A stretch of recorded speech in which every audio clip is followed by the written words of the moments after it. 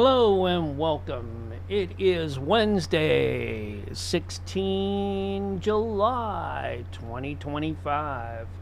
I am setting up for the Censorship Sucks Roundtable Radio Show right now.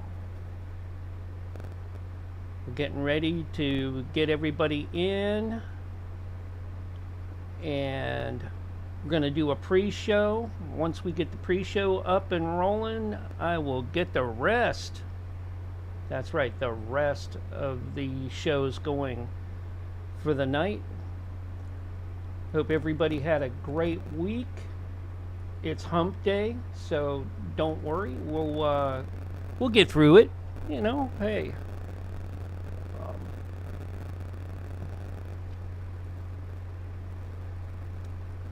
It's taken me a little bit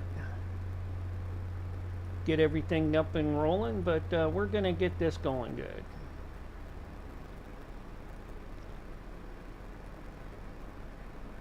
So just takes a minute or so to make sure it's all rolling.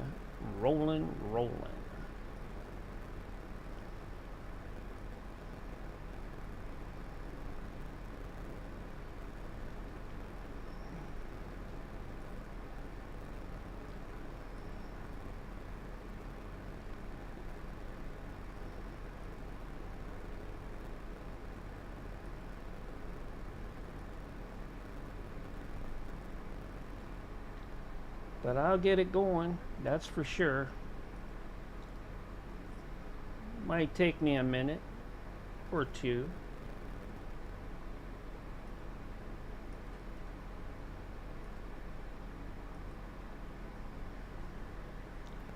But I'll get it going.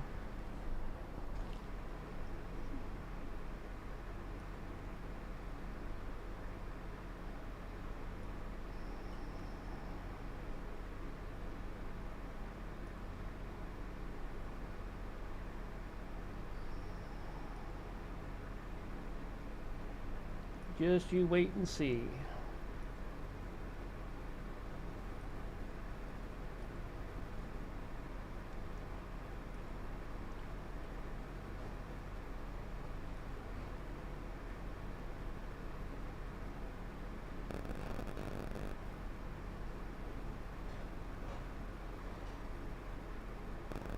Welcome in, everybody. I hope everybody had and is having a good day today. I'm gonna get the Censorship Sucks guys coming in very shortly.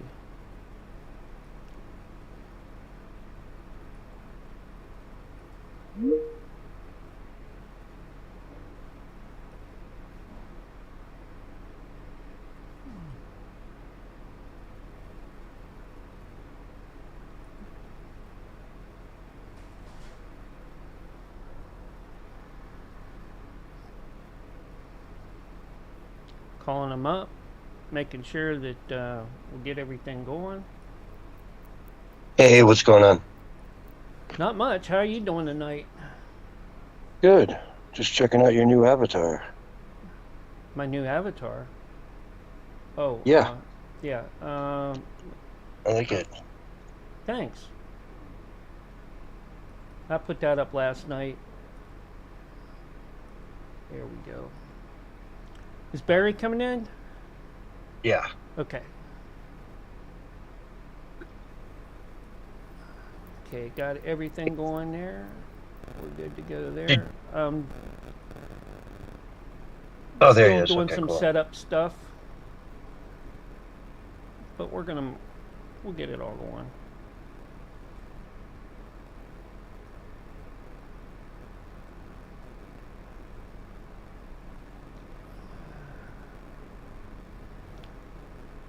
On all the platforms right now, so we're good to go.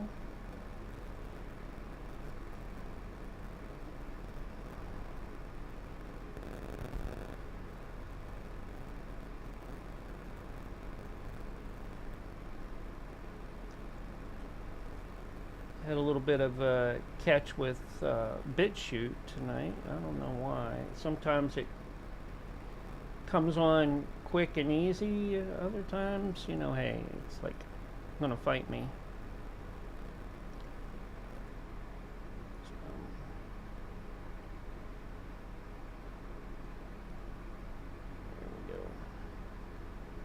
Yo, yo, yo, yo, yo. Is Yodavation coming in? No, I don't think so. I don't think so. I talked to her a little bit. She's checking out the highlight reel from last Wednesday's show that I posted. She was commenting, so she said she was freaked out by what Trump is doing. But man, during my jog, I just got back about 10 minutes ago, and I had just like the massive epiphany download, just bam, bam, bam, 3 right after the other. It's totally making sense to me. But you didn't write any of them down, so now you can't remember any of it. Oh no, I can. Dude, it's all there, man. This is like a download type of thing. You know, where you just it's taking place at a glass house. Yeah, dude. It's just. I mean, what are they? It's comical. It's what's happening is comical. It's comical, dude. Because there's no way. Dude, Trump is doing exactly what he wants the deep state to think he is: erratic and all over the place, and a loose cannon. That's what he's doing. Because one moment he goes, "Yeah, we're gonna." He's just got through saying, "Yeah, we need to have get an investigation." Sources were saying, "Yeah, he's ready to have an investigation." Blah. And then what? A couple hours later, he switches and says, "No, no." And then today he makes this bizarre comment, and then you look at this. Kash Patel said before, and now how they're acting, you know, the deer, like their deer headlights in a deer's eyes, you know, just like in shock. Dude, it's comical. It's so obvious what they're probably doing. I'm about 60% leaning towards this is a setup, dude. 40%, I'm deeply concerned. 40%, but it was 50-50. But there's no way, dude. I mean, do you think Trump would act that bizarre? I've never seen him that bizarre. Never. Yeah, I mean, the dude's 80 years old. We got to be ready any day now for the signs of senility to kick in. Because, you know, he's probably, by the time his term's over, he's probably going to be like a Ronald Reagan, you know? Well, he was telling people, he's like, if you're one of those people, I don't need your support. And and Trump is smarter than that. Number one, he obviously knows what the polls are showing, that he's going down in the polls. And we know that he's truly going down in the polls because Rasmussen has him just 1 point away from his lowest ever. So he's at his lowest point. So this is all a setup to make it look for this term or for like ever? Both terms. Okay. So he's in a really bad place. But that's all. It has to be all by design. It's the setup, dude, and making the deep state, you know, sort of relax a little bit. It's, you know, I'm just telling you. And then of course, you're getting mixed messages, which is what Trump has always been known to do. You know, you don't know what he's going to do. Yeah. That's why say one thing one day and then the next day it's totally the opposite. Yeah, I wouldn't want to be like an elderly person right now and following Trump. Some elderly lady, you know, who likes Trump but just doesn't get him. Yeah. Close to having a heart attack, you know. I really wish he wouldn't do that. It really puts me on the edge. Here we go. You could do your voice, man. So yes. I gotta care. What? No, that's Biden. Wait, how did you get it? You got the ice cream, man. Ice cream man, stopping when I'm passing by. He signs my checks for me. An operation was taking place at the glass house location. Congressman Salute. Hey, sorry, I want to check this out really quick. That's good. Play the clip so that we can see the levels to make sure that's super low. Their Homeland Security, people dressed as military personnel on domestic soil. This is overkill. Political theater by the Trump administration. Let's look at what just happened at the glass house marijuana farm. Here's what people don't want to see. That there are a bunch of kids there that are undocumented or unaccompanied, and they think this is crazy talk, and we should be focusing on that. For one thing, how did those kids get there? Well, I just want to add one thing. Farm work is exempted from child labor laws. So you're telling me undocumented? I'm not saying the undocumented. I'm not talking about the mostly marijuana farm. I'm unless talking it's about the family. undocumented. Yeah, it's not weed state farms, in this dude. country. Not just a farm, not Oh, a come marijuana farm. on. At all. Get Anybody outta who works here. on a pot farm has to have a license from the state to do it. Yeah, they I'm wear it calling at all times. bullshit on that one. You know, This is not, you know, your 16-year-old kid, I don't know, picking up the chicken eggs in the morning and you know, it's not that. yeah, They or take picking kids away from berries, the family. strawberries and elderberries and all that, and or fruit, you know, oranges and shit. You know, I'm like, come on now, You get can with do it. chores. The kids can do chores, but not child labor. That is not Yeah. true. No Yeah. way. They And I've can, even they seen can where milk they cows take all day long, you know, if they're not in school. All right, you know, I know kids that had to do that. All right. I had a They can paper. probably even Back in- drive the old tractor around, you know, Oh my God. you know, old one you upgraded 20 years ago or whatever. Yeah. There I was. But all right. you cannot pick weed. You can't do it. I mean, that's just not how it works. Kids could take some home, man. It would be too tempting for the kids. Oh, they'd be knee deep in it, dude. Your hands, man. When I was clipping, your hands are just covered in resin. You have to wear gloves because there's just so much hash on your fingers, you know. It's called finger hash because you take off the gloves, you put them in the freezer for a little bit, you pull them out, and all that stuff crinkles out, and you've got enough hash to smoke for a week from like 1 day's worth of work on the thing. Yeah. It's crazy. Okay. Hey, I know Roger's in the room. He probably has something to say about that. But let's see here. I think this is a couple clips in it. That's why this is a little bit longer than I thought. Let me play the next one. These little children were found on these I farms. just don't remember what this is. I mean, are we really saying here in the year 2025, well, we have to maintain the status quo of illegal immigration in the United States because we need little children to pick marijuana in California? It's like blowing my mind. No, young children, immigrants or You're not, blowing my mind. are working on these farms, whether they're forced to because they have to make money for their families or For the mafia. The mafia. There has been no effort made by policymakers, Republican or Democrat, to address the driving causes of that, which are the employers willing to employ these children. Who is employing a 16-year-old undocumented immigrant? One of the farms that was raided, Yeah. I read, is even a Gavin Newsom donor. I think the governor of California should ask why you're doing these things. And I don't have a problem going it's after not. employers. By the way, I really don't. I know you want to make it about California, but Okay. Okay. Is there one other thing in here? Yeah. So this is something that is incredibly disturbing and goes far beyond politics. Yeah, okay. That's why I have that one up in the queue. It's not for the first guy, it's for the second and third clips. And what's this one now? Oh, this one, man. And let me double check on this one. Excluded from a cultural celebration day. Yeah, okay, 2 minutes long. You guys hear about that story, right? The girl that they had cultural celebration day at her school in England. So she wore a dress reminiscent of like the Spice Girls with the flag of England on it. And they sent her home. Really? Yeah. For Cultural Appreciation Day, she shows up with this British hat and all the colors and the flag and all that stuff. And they pull her aside and they says, you know, not that culture, other cultures. God. Oh my God! Really? Unbelievable. Dude. Yeah. Oh, man. Check this out. I looked it up real quick here. Here's what it says about child labor stuff. First of all, it's an illegal cannabis industry, which could be, you know, it's unregulated operations. No, this was a legal farm. Oh, was it? Yeah, in California, legally. Okay. Well, either way, it's not legal for children to work a normal shift at any weed farm, especially not in licensed regulated ones, but it doesn't matter. Federal and state laws in the United States strictly prohibit minors from working in industries involving controlled substances, hazardous chemicals, or dangerous equipment. Legal cannabis farms cannot legally hire children, period.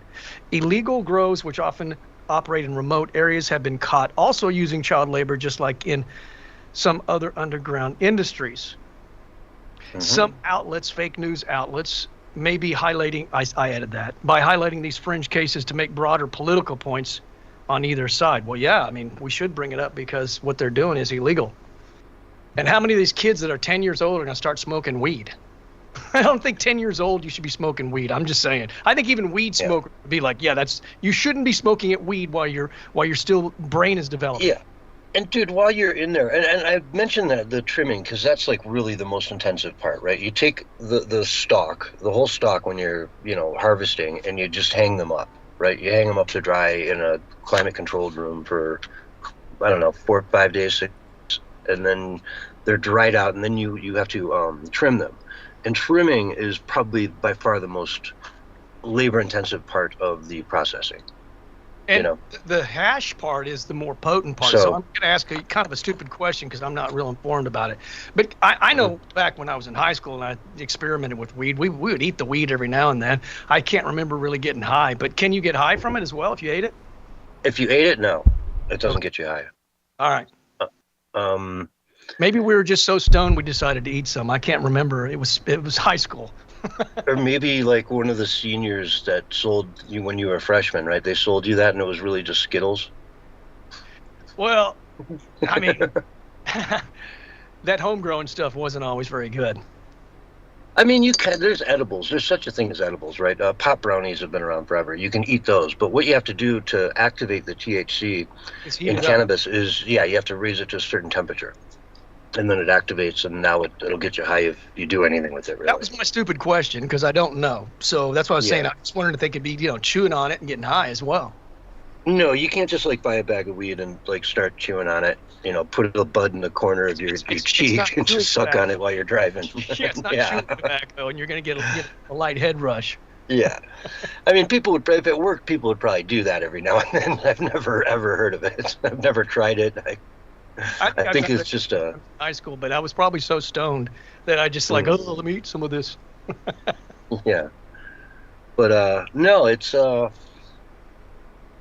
completely. There's no way they're gonna hire any kids, because if it's a legal grow, then everybody has to have a badge on at all times. If they show up and inspect you and somebody doesn't have a badge on, you get fined like crazy amounts of money, and pretty much they can shut you down. Well, we caught her. She's lying, and that just needs to be brought up. They always lie, man. And who would think that they would even try to come up with something like that? They're trying to soften the blow, but there is no softening the blow. And where's the apology from Gavin Newsom? Because he was saying how nightmarish it was that he did this. Yeah, and that's the thing too. They say this is a legal farm, but at the same time, they're hiring a bunch of illegals who can't get background checks, right? And all these kids and everything. So it's clearly they're in violation of every law they're supposed to be following. So they probably did end up shutting that place down. Yeah, that's true. What I mean? Then it becomes illegal. Yeah, it's like they went in there and did the ice raid, but I guarantee the very next day, some inspector came along and said, "Hey, I saw this place on the news yesterday, and we got some issues, buddy. Here's a long laundry list of violations I just saw in the news report." And by the way, it can be part-time work. They can't work in a cannabis farm part-time either. It doesn't matter if it's time, part-time, 1 hour, 2 hour, 8 hour shift. Oh, yeah. They were working all day, dude. They worked those people to the bone. They did.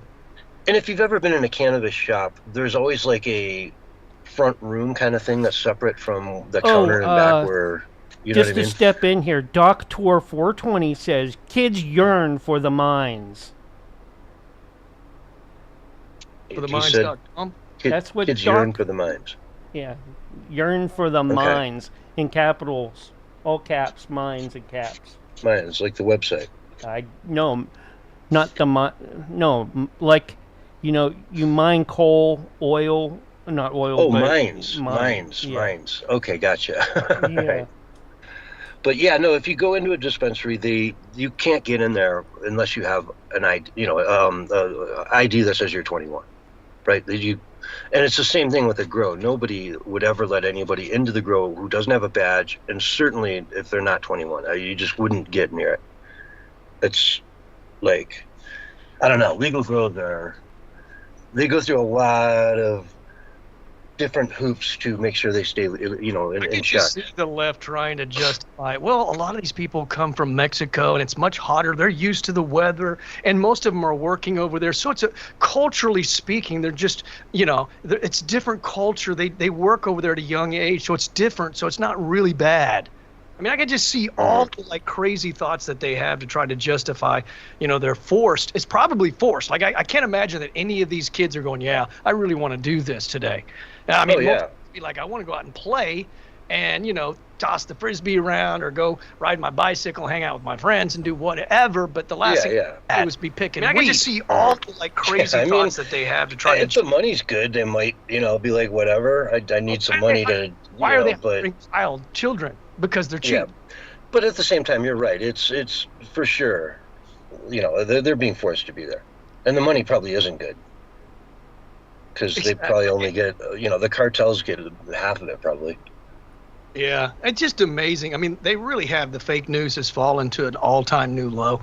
But I predicted it, you predicted it, because as more things come out, they have to be more bizarre. They have to be more ridiculous, or they have to concede. Concede defeat. But have you ever seen the left concede? Yeah, not in so many words. Not you know often. What I mean? Not often. Yeah, they would never say, yeah, we were wrong about this, but they will flip flop. But at the same time, they'll pretend like they've been in support of that, you know, forever. Oh yeah, exactly. Right? It's whatever fits the narrative at the moment, because they think that we all have a short-term memory, but we don't. Well, we do though. Not we you. Do. They the Democrats filibustered the Civil Rights Amendment, right? And they did not want that thing to pass, the Civil Rights Act, right? So they fought that tooth and nail. Why? Because they were the party of the KKK and yada, yada, yada. Yeah. And so, you know, they just lie to you about it, though. They did it. It's all on record. But they say, no, that was the Republicans. We gave you guys civil rights. We were the ones who marched on the bridges and whatnot. But that's just wrong. It's, well, yeah, but but now they've taken a different route. Now they're trying to pretend like they're the moral high ground. Yeah, but they haven't changed. But they haven't changed since the days of the KKK. They're still the same. They're just pretending and masquerading to be like, we're righteous, we're good. Yeah, I mean, you can't tell me abortion. They don't realize who's getting abortions. That it was Margaret Sanger, who was a eugenics, who put the thing together to try to prevent the growth of the black population in the United States. And guess what? It's worked like a charm. It's her whole plan to like prevent black people from having kids as much as possible has worked beyond her wildest dreams. This is better stuff than we do on the show. We better pull back. I guess we're fired up today or something. I don't know. Yeah. Or something. Oh man, I might have somebody come interrupt me at any point. Unfortunately, if I do, I'll just I'll say, hey, I'll be right back or something, and I'll make it really quick. Okay, there. Yeah. Oh, so problem. If you see me mute while we're live, just know that what's going on. It won't take me but a minute, and just run with it. You know how to do that. Yeah. Dude, I got up this morning, and I don't know what happened. I did get to bed early, but I have never, because I don't use alarms. I haven't used alarms for like 20 years, so I just get up when I get up. Usually nowadays it's like 30. But I got to bed, I think it was probably, 8:45, really early, because I was super duper tired after a long trip over the weekend, and I just crashed, and I woke up at 2 o'clock, 2:15, and I thought, man, I'm wide awake. I can't go back to sleep, and I've just been going ever since. Wow. I felt totally fine. It's never happened. I've never gotten up at 2 o'clock. I've gotten up at 4 o'clock a few times, but 2 o'clock was just like, I was like, well, I'm up. I'm just going to go. So I finished the highlight reel, which took me forever, though, because I did some different stuff, tried some new stuff, But anyway, we can talk off air. I came up with an idea as well, like some of the stuff we were talking about before, Yeah. I came up well, it's based on the idea that we had, and then I just kind of built on it a little bit, and I kind of figured out how we could sort of implement it. Pretty easily, So, are we gonna do Warmapalooza this year? Oh, I don't know. I don't think we have enough people to really do it like we used to. Yeah, I mean, we would have most of the crew. We can get some people back. I just don't know what it would do for music, though, right? Because we don't really have musicians on as much as we used to. Yeah, we haven't had musicians on in a couple of years. That's another. Mm-hmm. So I don't know. You know, I was thinking if you were going to do anything, maybe do a thing like we did for Willie with the ice wall. Mm-hmm. Because, well, last year his Warmapalooza, you know, he blew the damn thing up with Cthulhu, and you know, so you know, he has to rebuild the farm. You were there for that, right, Barry? Huh? Barry, you were there for that, right? Yeah. Yeah. That was fun. We just burned the place down on the way out the door. Right at the very end, it was all blew up, and like, okay. Oh, the humanity. Yeah. You were doing you know, the Hindenburg thing, you know. The Hindenburg. Yeah, the Hindenburg thing, you know. Well, the announcer from the Hindenburg, he kept saying that. Oh, the humanity. Oh. Hey, I gotta go do something. I'll be right back. Well, we got about 3 minutes, and then I'm going to switch us over. Okay, cool. Are you going to just do like you did? Send me a. What? Send me a. Are you going to send me a little alert like you did? Yeah, I'm just going to do like I just did when I started the call. Yeah. Yeah. Okay, so I'll just wait till you send me something, and I'll just click accept. Yeah. That way, you're in control at all times, and I don't come in too early. Yeah. Or too late.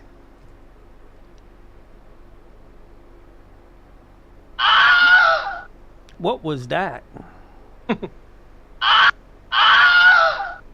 No. No.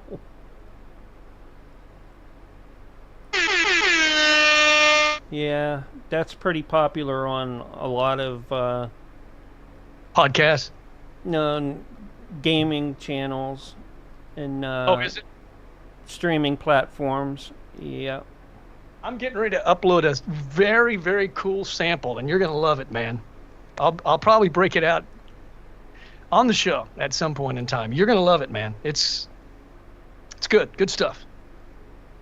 Got to take the time to do it. I haven't uploaded any samples on the console thing yet. So well, I somewhere around I have Bigfoot screams too. So and they're terrifying, you know. I was just on Adobe Firefly today, and they have, I think it's like text to sound now as well, so you can type in whatever sound you want as well. So that's kind of cool. Yeah. Like, what do you mean? You put in a sound and it'll turn it to text? No, you type in a prompt. like I want to hear rippling water, you know, or a waterfall. Oh, okay, gotcha. Hit a canal in a, you know, maybe in a cathedral, so it echoes. What I do is I tell ChatGPT what I'm wanting, and then I ask it to create a prompt for me, so it's a little more creative and a little bit more detailed. And then I look at the prompt, and then if I like it, I keep it. If not, I say I like this, but add this, because sometimes the prompt will give me ideas as well. But yeah, I mean, it's so much better to use GPT. I've never heard of anyone doing that. That's interesting. Yeah, I've been using AI a lot, man. I mean, it's All just right. like. I'm gonna switch us over. I'll see you in the next one. Cool. All right. We should probably hit the leave button.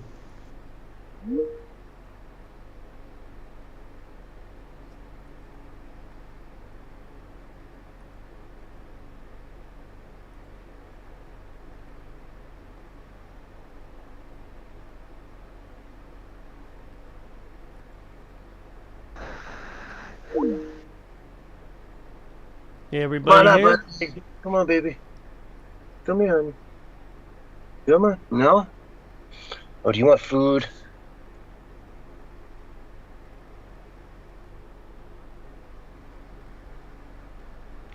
Yeah, this highlight reel I put up a whole bunch more articles, like stuff that we were saying. I backed it up, and then maybe some stuff that, when there was new news, I would pop it up on the screen as well. I got some video in there, so the audio clips that you gave, I found the video clips, so I put those in there as well. Oh, okay. Yeah. So it kind of makes it a little bit more interesting than if somebody wants to have it on the TV set as well, or their laptop or their screen. Yeah, exactly. It's you're adjusting it back to the medium it first came from, right? And how did you find those clips? And then I did a little like when you're talking. When you're wanted talking, to know how you found the clips. ChatGPT. Really? Yeah. What I did was I took the audio from the show, and I uploaded a piece of it, and I said, "Find me this clip because you had mentioned the guy's name." 30 seconds. I'm trying to remember what his name was, but he was quoting Benny Johnson, and he found it in a few seconds, man. And then I downloaded it from YouTube. Okay. Yeah. Because I was going to say, if you were like out there searching in the wind, that obviously they're in my feed. And here's your countdown. 5, 4, 3, 2, 1, and you are live and on the radio side right now. Hello, everyone, and welcome to the Censorship Sucks Roundtable Radio Show, Wednesday night edition for July 16th, 2025. With me tonight, I have my good friend, Bull Hornberry. How you doing, buddy? Pretty good, man. Time just kind of suspended on that pre-show. I thought we were actually in the show. We were getting into it so deep. Yeah, I know. We did. A lot of interesting stuff going on, and we had a lot of good perspective and views on a lot of it, I think. And, well, let's start with what we opened the pre-show with, which was you saying you were on your jog and you got a couple epiphanies. Yeah. So tell us about them. Well, yeah, I mean, I think everybody wants to know where Trump's at. Like, what is Trump doing? Today, he was acting like a maniac and saying anybody that wants the Epstein stuff, I'm tired of these supporters. I don't need them. I don't want them, kind of thing. And I thought, that's bizarre. That's really bizarre. And then, of course, it was yesterday, he said the sources were saying that officials were pushing for special counsel, and POTUS was frustrated and that he wanted to set things right. But then a few hours later, he comes out and he says pretty much the total opposite again. And so it's like he's acting like a loose cannon, which is what Trump is great at. He keeps people on their feet, people guessing. And even his own people don't know what he's up to, which I think is great because he doesn't want to telegraph it. You know what I'm saying? So to me, I'm leaning now 60% because it's just so absurd, man. I mean, we listened on the Wednesday show to Kash Patel talking about the Epstein files and the list and the pedophiles and, why isn't anybody in Congress doing anything about this? Let's get the list. Let's get the pedophiles. Should be a done deal. And it just wasn't happening.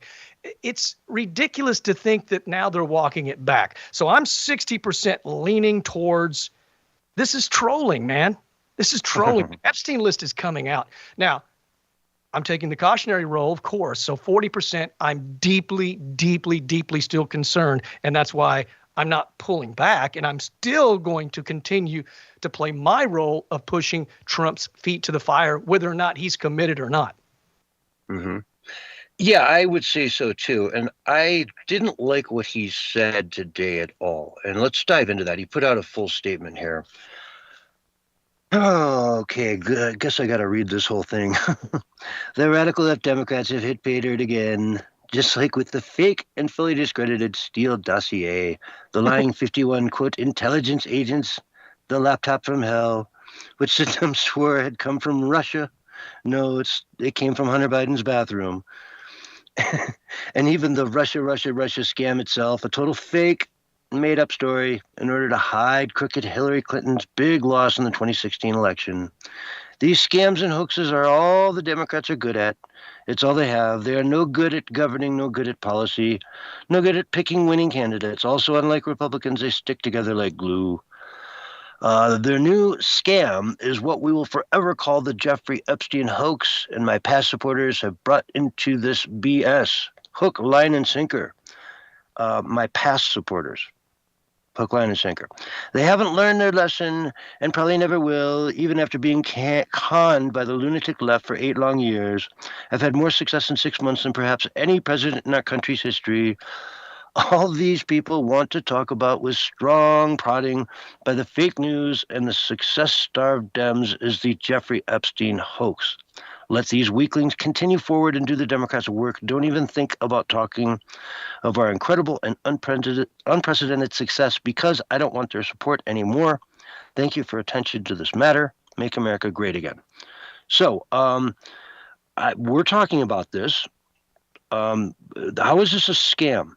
How is this anything like Russia, like the 51 Intelligence, the laptop? How is this compared to any of that stuff? Those were all where the media covered it up, right? The media isn't pushing Jeffrey Epstein. They're not out there talking, but they're not demanding anything. You know, they understand that there's a lot of people that'll go down when this comes out, and they may be covering for them, but they're not pushing this. They're hiding it. You just made the point, dude. You just opened that whole box right there. Nobody has been talking about it, but guess who's talking about it now? The Democrats. The Democrats want the Epstein files out now. In fact, it was Republicans that recently voted against it. So someone asked Trump if he was in those files the other day. What's that? Someone asked Trump point blank if he was in the files the other day. Okay, what was his response? Well, the politician answer. Oh, yeah. He didn't really give any kind of a straight answer. Obfuscate and all that kind of stuff, because somewhere his name probably is in those files, but it's, you know, what they're trying to say is, look, it wasn't like, what was that prostitute back in Beverly Hills in like the 80s that kept all those books and records and all that stuff, you know what I mean? She had it all. She had everybody cold dead to the, you know, Heidi Fleiss. Yes. If I remember correctly. It's not, he didn't keep that. And so they're saying that doesn't exist, but there's thousands of hours of videos. There's all kinds of stuff, but they're saying it's not a list.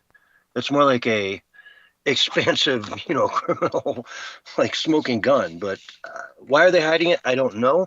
As far as saying that you and I, Barry, are weaklings who are continuing forward and doing the Democrats' work. Right. I'm telling you, dude, it's comical to me. I don't buy it, dude. I'm telling you, I do not buy it.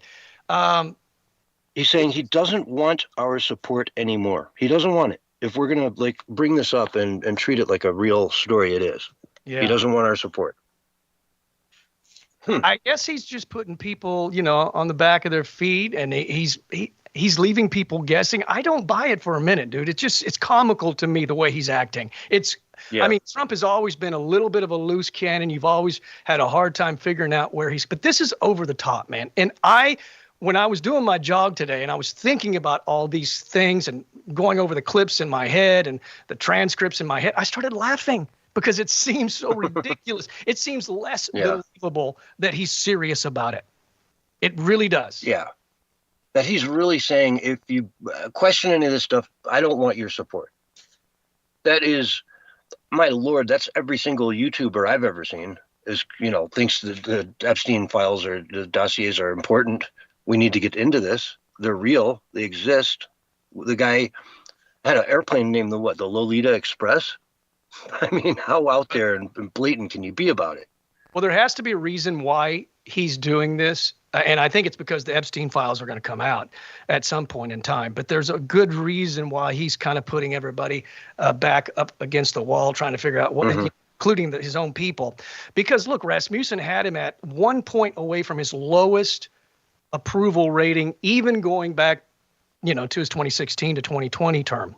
So he knows that he is getting disapproval from this. So do you think he would do that unless there was a plan behind what he's doing? Or do you really believe that he's just a wild, loose cannon and just doesn't care about his MAGA supporters? That makes no sense to me. I don't believe it. I'm not buying it. This is a strategy. You know, though, he doesn't have to run again. I mean, he's got the midterms coming up, and he can't blow that up. I thought that. But other than that, he's not running again. But The he's last got 2 years such of his an ego. term. He wants to leave with a powerful legacy, and you're not going to leave with a legacy if you have horrible approval ratings.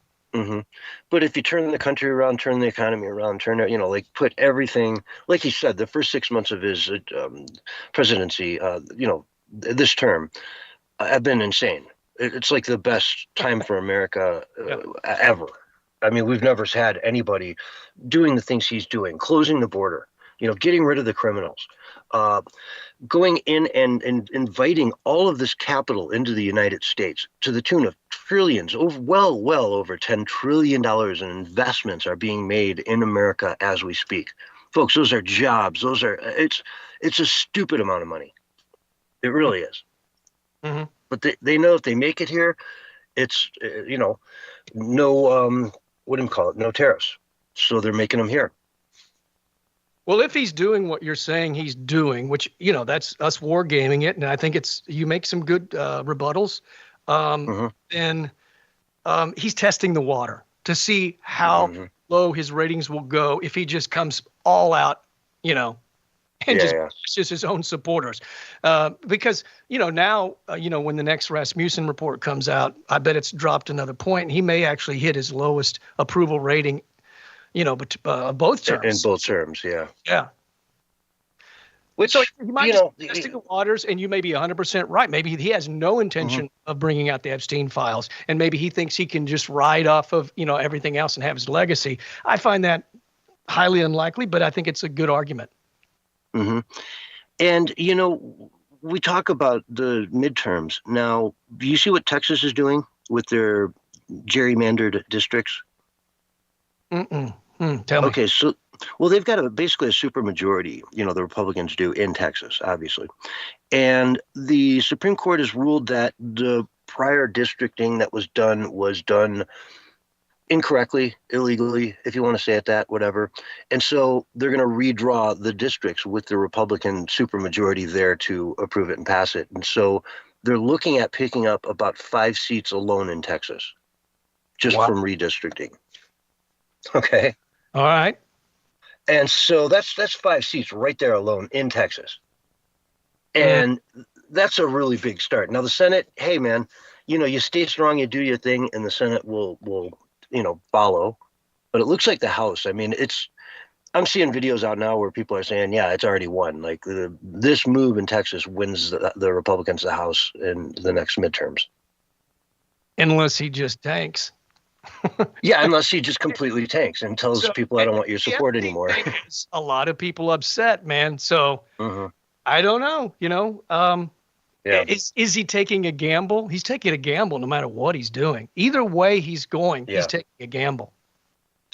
Well, I read an op-ed from Wayne Allen Root the other day who just said, appoint a special prosecutor and wash your hands of it and move on, Donald, Mr. President.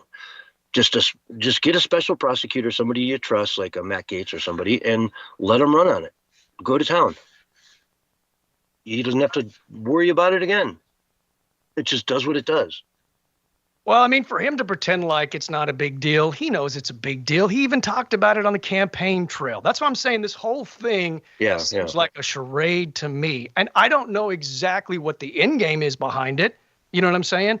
But it's comical. It's almost comical because it's just out of character, even for Trump to go that far. Have you ever heard him bash his own supporters before? Ever? No. No. I mean, to say, I don't need your support to a bunch of, reminds me of what Pink said. If you're MAGA, don't ever listen to my music again. It's that kind of bizarre comment. It's like leftist type lunacy. And he's got to know, like, Joe Rogan, right? What's Joe Rogan going to respond to this? You follow me? That's what I'm saying. I'm telling you, there's more to it. There has to be more to it. I'm not buying it. I don't believe it. But hey, I think we're going to find out within 30 days because we're going to keep pushing the issue and we'll see how he responds to it, right? Because that's going to tell a lot. That's going to be the telltale sign of really where he's at. Is he going to go quiet? Because that might be his best move to leave people guessing. I would say he would just try not to talk about it anymore. Well, if I were him, I would just sit down on YouTube for about a half hour and just jumped through a bunch of clips of prominent, content creators out there. They're not having this. They're just not having it, man.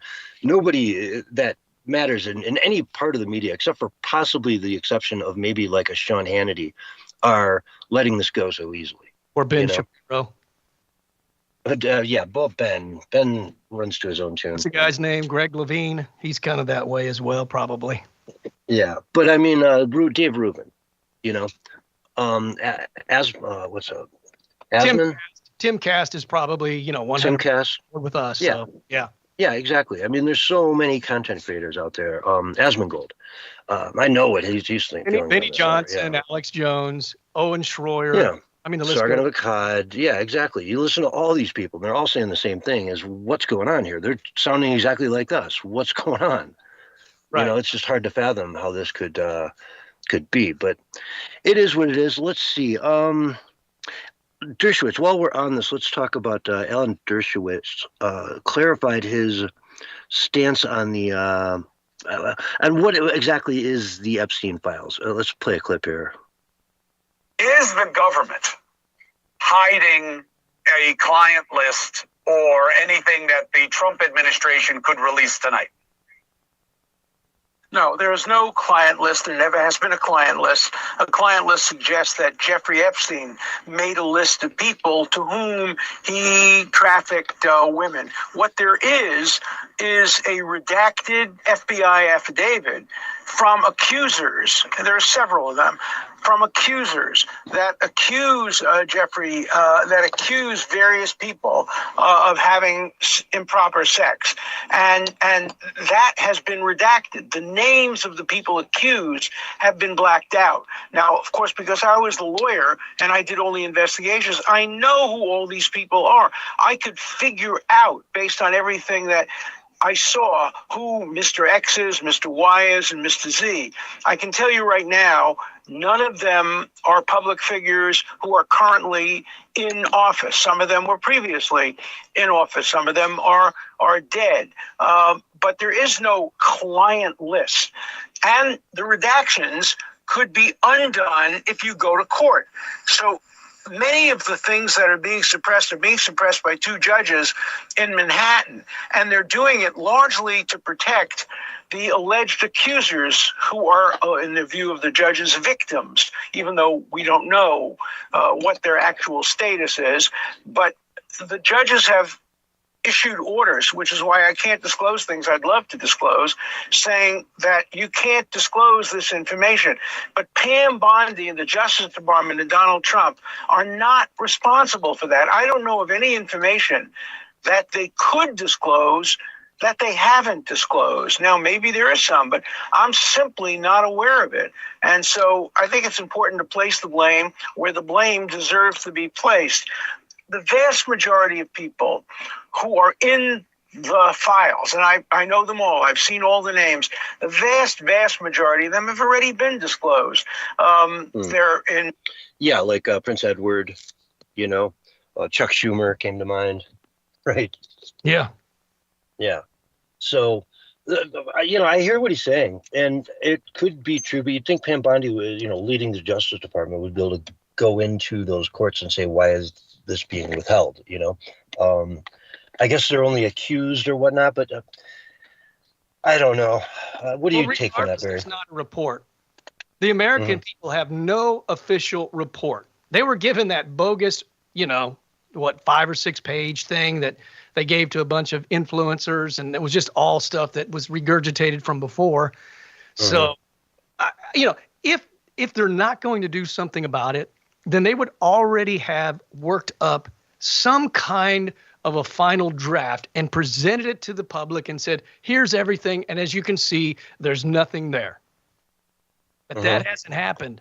And you have to That would be better than what we're getting, isn't it? Yeah, you'd have to ask yourself why.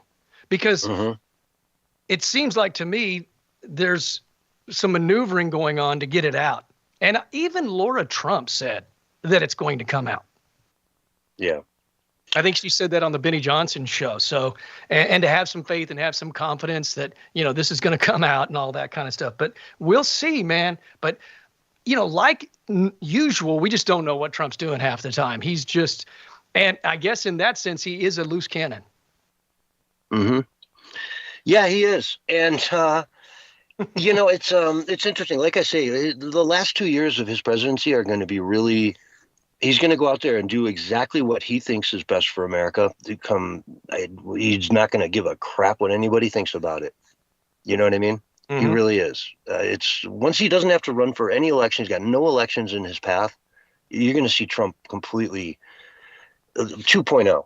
You know what I mean? Well, I think that's the image he's trying to produce. I don't know that that's really him. I mean, I've listened to Trump from the get-go. I've listened to hours and hours and hours of his campaign speeches, and the man is full of heart and soul and patriotism for America. Like he said, I'm here to save America. And God spared me to save America. So I think nobody's going to believe that because they think he's a narcissist, right? He's an arrogant narcissist who just is doing this all for himself. But that doesn't make sense either, because he could have a great life just having retired, playing golf every day, being with his beautiful wife, spending his millions of dollars, and not have been harassed like he was either. So I think he loves America. And I don't think he's he might be an egomaniac, but he's not a narcissist like Biden or Kamala. Yeah. Let's see. And the last final piece of this puzzle for this week, or the start of this week at least, is that Ghislaine Maxwell came out and announced that she's ready to testify before Congress. And oh my Lord, would I love to see that? Yeah. If she goes out there, you know what the viewership of that would be? Oh, huge. I mean, 100 million people would probably watch it. Right. I heard the Republicans trying to block it from happening. Well, I think almost everyone in Congress would want that to not happen. You know? A lot for certain, man. You know what I'm saying? But think about it. A lot of Democrats are wanting this now. But why? Because they think that Trump might be on the list and they think Trump is hiding something. So now they want it released. He's playing them. Yeah, exactly. And I see where you're coming for with that. It's like you said, 60-40. You know, he probably is just playing them, you know? It's like the whole feud with Elon Musk. Is that a real thing? I don't know. I'm 50-50 on that one as well. It's hard to determine, you know? Right. I mean, they've done a better job selling that than they have this. And this bill that has all the DOGE cuts in it is ready to hit the floor. It's ready to get voted on. So we'll learn, the outcome of that very soon, which, it'll be interesting to see what happens there. That's all I'm saying. It's crazy, dude. Yeah. If we can get those kinds of numbers passed for cuts, budget cuts, that would be staggeringly helpful to this country. Get all that stuff codified into law that you cannot spend this kind of craziness, Right. I mean, we were funding our own destruction. Pretty much. As a country, we were funding our own destruction. We were funding these NGOs that were going down and getting, these worst of the worst people and sending them up here into the southern border. We were paying for that. Where do you think they ate on the way up here? How do you think they got up here? Right? Yeah. The Gatorade and water and all the stuff it takes for them to survive on a travel of, several thousand miles from South America is huge. It's expensive. Yeah. And don't forget about all the wars that we've had, the trillions of dollars we've spent. I mean, just even since the Iraqi war, right? The trillions of dollars. And then we also have trillions, I mean trillions, not billions or millions, but trillions of dollars that are missing in black operations, I guess. They just disappeared. Remember, Donald Rumsfeld announced it like a day or two before 9/11. And then we've had, a bunch of recent disclosures, I believe under the Biden administration as well, where just, billions of dollars missing here, $1 trillion missing here. We don't know where it's accounted for. And remember we talked about it on the air, we were like, how do you misplace $1 trillion? How does that, are your books that bad that $1 trillion are missing? Who got that payment for $1 trillion? I want to know. $1 trillion. You know what I mean? That's a lot of money. It's insane amounts of money. You know how many mansions that buys? I mean, $1 billion buys you. It's a lot of money. 200 mansions, right? It's crazy, dude. I mean, they think we're stupid, I think.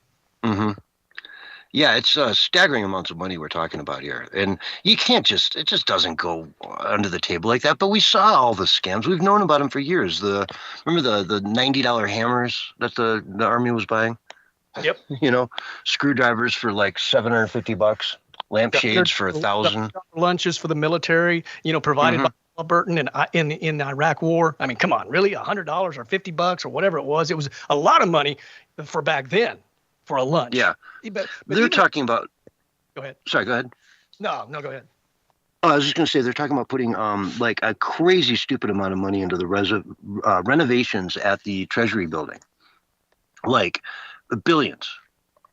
And it's like, how is that possibly that expensive? You know what I mean? Like when the UN did their renovations, remember that was a big thing. New York City, the UN tower was going to be completely renovated, and Donald Trump stepped in and said, "I'll do it." And they said, "Hell no." No, it's going to be $1 billion. It's going to take 12 years. He said, "I'll do it for $300 million, and we'll do it in 2 years, and it'll be the most beautiful building you've ever seen. Marble everywhere, the whole 9 yards, right? Just like any other Trump property to those levels." And they said no, and it took them, instead of the $1 billion, it took them like $2 billion in 15 or 18 years. Yeah. And he's just like, you can't do this. You can't come to New York. You guys are sitting ducks. The mafia is going to eat you alive. You know how much you're going to pay for cement? Oh, and delivery. Oh, you want the cement delivered to the project site? Oh, that's a whole nother thing. Yeah. I thought you were just buying the cement. You want it on the property. No. Yeah. Well, maybe these people are being paid more because it's kind of a buddy thing. They're like crony buddies. So, we're going to give you the contract. And even though you could do it for $2 billion, we're going to give you $20 billion. It's just one of those things, I think. And that kind of stuff Trump doesn't go for. Because remember, they were renovating, I think it was Air Force One, wasn't it? And Correct, they wanted to do it for, all this money. And he said, no, it can be done for this. And then they did it for that. Mm-hmm. And he said, really, you should just be doing it for free as a duty to your country, Mm-hmm. Like, Sure. At the end of the day, what do you care? It's 1747, Do it for love of country, love of God, love of country.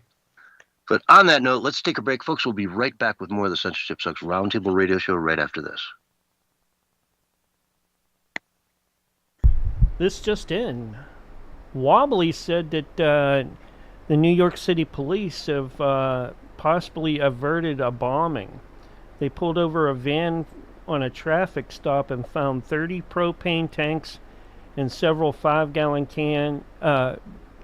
gas cans with rags stuck in the fillers. No apparent target yet. I don't know if you guys heard about that yet or not. No. I have not seen that. Okay. It's funny, though, man. You hear these stories, and, like, you got guys that work in, like barbecue or something like that, and they're like, gosh, 5 gallons of diesel and 30 cans of propane. I got that in my truck right now, I remember one guy that I used to work for, he said he was watching some, headline national story about somebody. They went in their house and they found like 25 guns and, all this ammo. And he's like, dude, I've got like 5 times that many guns and way more ammo. These guys are talking about this guy like he's some nut job. He's like, man, if they went into my house, they would flip. Yeah, well, people collect them as well, and they like to go out and shoot them all. So, go to the shooting range or hunt or what have you, or have a self-defense. I knew when I was growing up, my grandparents had at least over 30 rifles and shotguns, combined together. I was like, and we'd go out in the summertime when school was off, and hey, you want to go shoot? Sure. We had a target in the back, and you could shoot, and it was never a big deal. In fact, they had at the school I went to, we had an archery gun, and there was some other acronym or weapon involved too. That it was a club. They got together after school like once a week, and you could bring your guns to school. Oh yeah. Back in the day, all of our kids had Ford trucks and stuff, Chevy trucks, and they had it on their window, the guns with the rifles. Yeah, the gun racks rack, in right the there in back the window. were full. They were packed. Yeah.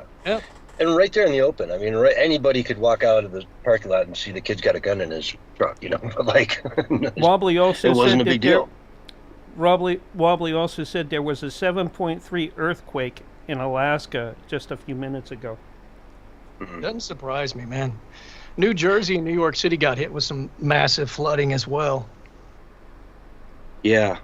Thanks, I was Wobbly, watching for some the footage. updates. I was watching some footage of that, and it looked like almost AI generated. It was really weird, some of the stuff I saw. I know. I see a lot of stuff on X that I go, man, I think that's AI. I'm pretty good at detecting it, but it's getting so good now, man, that it's going to we're getting very close to where without some kind of forensics, we're not going to know. We're there. You know, we're just playing with what's, free and available online to, the plebs. The government's got it, man. They can make anything they want, I would imagine, yeah. Yeah. They even know how to prep money out of air. Yes, they do. Yes, they do. They haven't figured out how to make them grow on trees yet, though. How far away are we from having, like, with drones or whatever that all, having the ability to make, like, I'm having with drones. Yeah, well, to make, like, a almost a pretty realistic, like, Godzilla. You know what I mean? I'd you mean say like that how we're far- pretty Like a close to it. transfer kind of thing, Yeah, just with light, like drones that have got- screens or lights or whatever, and they all just move in unison. And like anyone watching that would say, "Oh, holy crap, that's a Tyrannosaurus Rex that just ran up on the beach," Oh, yeah. or straight up Godzilla, Sure. Man, you could Volcano really, eruption in Greenland again. you could really mess with 30 Tokyo seconds, if you could pull fellas. that off. And we'll be back on the radio side. Roger says money is made from bark. Anyways, here's your countdown. 5, 4, 3, 2, 1. And you're live and on the radio side right now. Hello, everyone, and welcome back to the Censorship Sucks Roundtable Radio Show for Wednesday, July 16, 2025. With me tonight, we've got Bullhorn Barry on the mic. What's going on, Barry? Hey, just glad to be here. A lot of Glad to interesting have you. stuff happening these days, huh? Yeah, there is all kinds of good stuff. Let's go to some of these clips I got here for you guys. You're gonna like this stuff. We played a little bit of this in the pre-show, so Barry, you know what to expect here. Oops, let me doing the wrong way. Here's new video from Hold on. into the farm. Just want to skip through the first guy here because he's boring. Let's look Here at we what go. just happened at the glass farm, CNN. a glass house marijuana farm. Here's what people don't want to see, that there are a bunch of kids there that are undocumented or unaccompanied, and they think this is crazy talk, and we should be focusing on that. And for one thing, how did those kids get there? Well, I just want to add one thing. Farm work is exempted from child labor laws. So You're telling me undocumented? I'm not saying the unaccompanied undocumented. I'm not kids talking can about work the at a marijuana farm? I'm talking about the undocumented part. According to the statement in this country, not just a farm, not at marijuana farms, Don't give at me all farms. semantics. Look at the reality. No, of what I'm we're just saying- talking about. How did an unaccompanied, undocumented 14-year-old Hey, in Jillian. the middle of Hey, the day? Jillian. The fact of children being there is not actually something that is necessarily illegal. I have a really hard time. So there's that. So it's not unusual for there to be teenagers and working in A a farm. 14-year-old can work at a marijuana growing. It doesn't matter whether it's a marijuana farm or an apple farm. Bar. I just want to go back to the thing. Okay, I just got to pause there for a second, right? I mean, you can't just let that go. No. I don't know, Barry. You just want to take this layup, or should I? Go ahead, man. I've got the actual, laws right here in front of me. Yeah. Labor Standards Act. So we This can. was a legal farm that was doing very illegal things. And it's probably not a legal farm anymore. It's probably lost its licenses, and they probably lost the property and the whole things because they were so far out of whack with what California laws allow you to do on a legal marijuana farm. Anyone who's ever been to a cannabis shop or to a farm or any of that kind of stuff, you'll see every single employee has a badge that they wear around their neck all day, every day. And that's because they have to be licensed. Every dispensary, try going to a dispensary and just walking in with your kid into the back. They won't let you. No farm on the planet that's legal and doing things by the book would ever allow anyone under the age of 21 on the premises, or possibly 18. I don't know the exact number in each state. But you have to be registered. This farm was hiring dangerous illegals who caught the attention of Homeland Security, and were targeted for being, child predators, you name it. And they put them in this farm with a bunch of unaccompanied minors who were probably there under duress. They probably weren't free to just walk out at any moment they want. Who knows what they got paid, if they got paid. Any profits probably went straight to the cartels to pay off their debt with the cartels for even being here in the first place. So this is the most ridiculous lie I've ever seen. And, leave it to CNN to be the ones to jump out with it, So true, man. Fake news, right? It's ridiculous that kids can work on pot farms legally. Yeah. No. Exactly, man. And it's illegal by federal law and state law. So federal law, it's the Fair Labor Standards Act. So there are no federal protections or legal pathways for any kind of child labor, even part-time. So children under 18 are prohibited from working in hazardous occupation, and this includes jobs involving exposure to controlled substances, pesticides, industrial equipment, etc. State law. States that have legalized cannabis, like California, Colorado, Oregon, require workers to be at least 21. So, to answer your question, it's 21. And even if a family owns a cannabis business, they cannot legally employ their own children there. So, this is wrong across the board on every check mark. And it's just pure gaslighting. It's just straight up lying. Yes. Like she's doing it with an insistence that she knows the facts better than, the other host, and that it's just, I don't know. That's CNN for you, though. Let's keep going. We got more from CNN. This time with Scott Jennings, so there'll be at least one person at the table who's not an idiot. Was most concerned about in reading all of this today, and that's that these little children are found on these farms. I mean, are we really saying here in the year 2025, well, we have to maintain the status quo of illegal immigration in the United States because we need little children to pick marijuana in California? It's like blowing my mind. No, young children, immigrants or not, are working on these farms, whether they're forced to because they have to make money for their families, or maybe they... No, they owe the cartels money. And she just admitted it was forced labor, which is illegal. But even then, they're forced to do this because they have to send money back to their families. That is ridiculous. Though, what family is going to say, let's send my 14-year-old daughter to some, sketchy as heck marijuana farm in California so she can work her, fingers to the bones to send me money so I can just sit by the pool and, siesta. It's not happening. It's not happening. Anyway, let me back this up just a second. Immigrants or not, are working on these farms, whether they're forced to because they have to make money for their families, or maybe they, whatever here to do that. There has been no effort made by policymakers, Republican or Democrat, to address the driving causes of that, which are the employers willing to employ these children. Correct. Who is employing a 16-year-old undocumented immigrant? One of the farms that was raided, I read, as even a Gavin Newsom donor. I think the governor of California should ask why you're doing these things. And I don't have a problem going after employers. By the way, I really don't. I know we want to make it about California, but it's not about California. Well, it is. There are at those marijuana facilities. Our ICE enforcement officers found 14 children, 10 who were unaccompanied. They were likely being exploited, potential slave or forced labor, potential child and human trafficking. So this is something that is incredibly disturbing. It goes far beyond politics. Oh, gosh, man. It goes far beyond politics. Where do they find these people for these shows, right? I mean, honestly, man. I mean, I may not even be the most informed person in the world, but my goodness, man. I mean, these people act like they know nothing. I mean, can you imagine one of these people being on Face the Nation? And Face the Nation's probably fake as well, but at least they do their fakeness well. These people, man, they're reaching to new levels of low. Would you not say so? Oh, yeah, and they're not even the worst. I mean, MSNBC is far worse.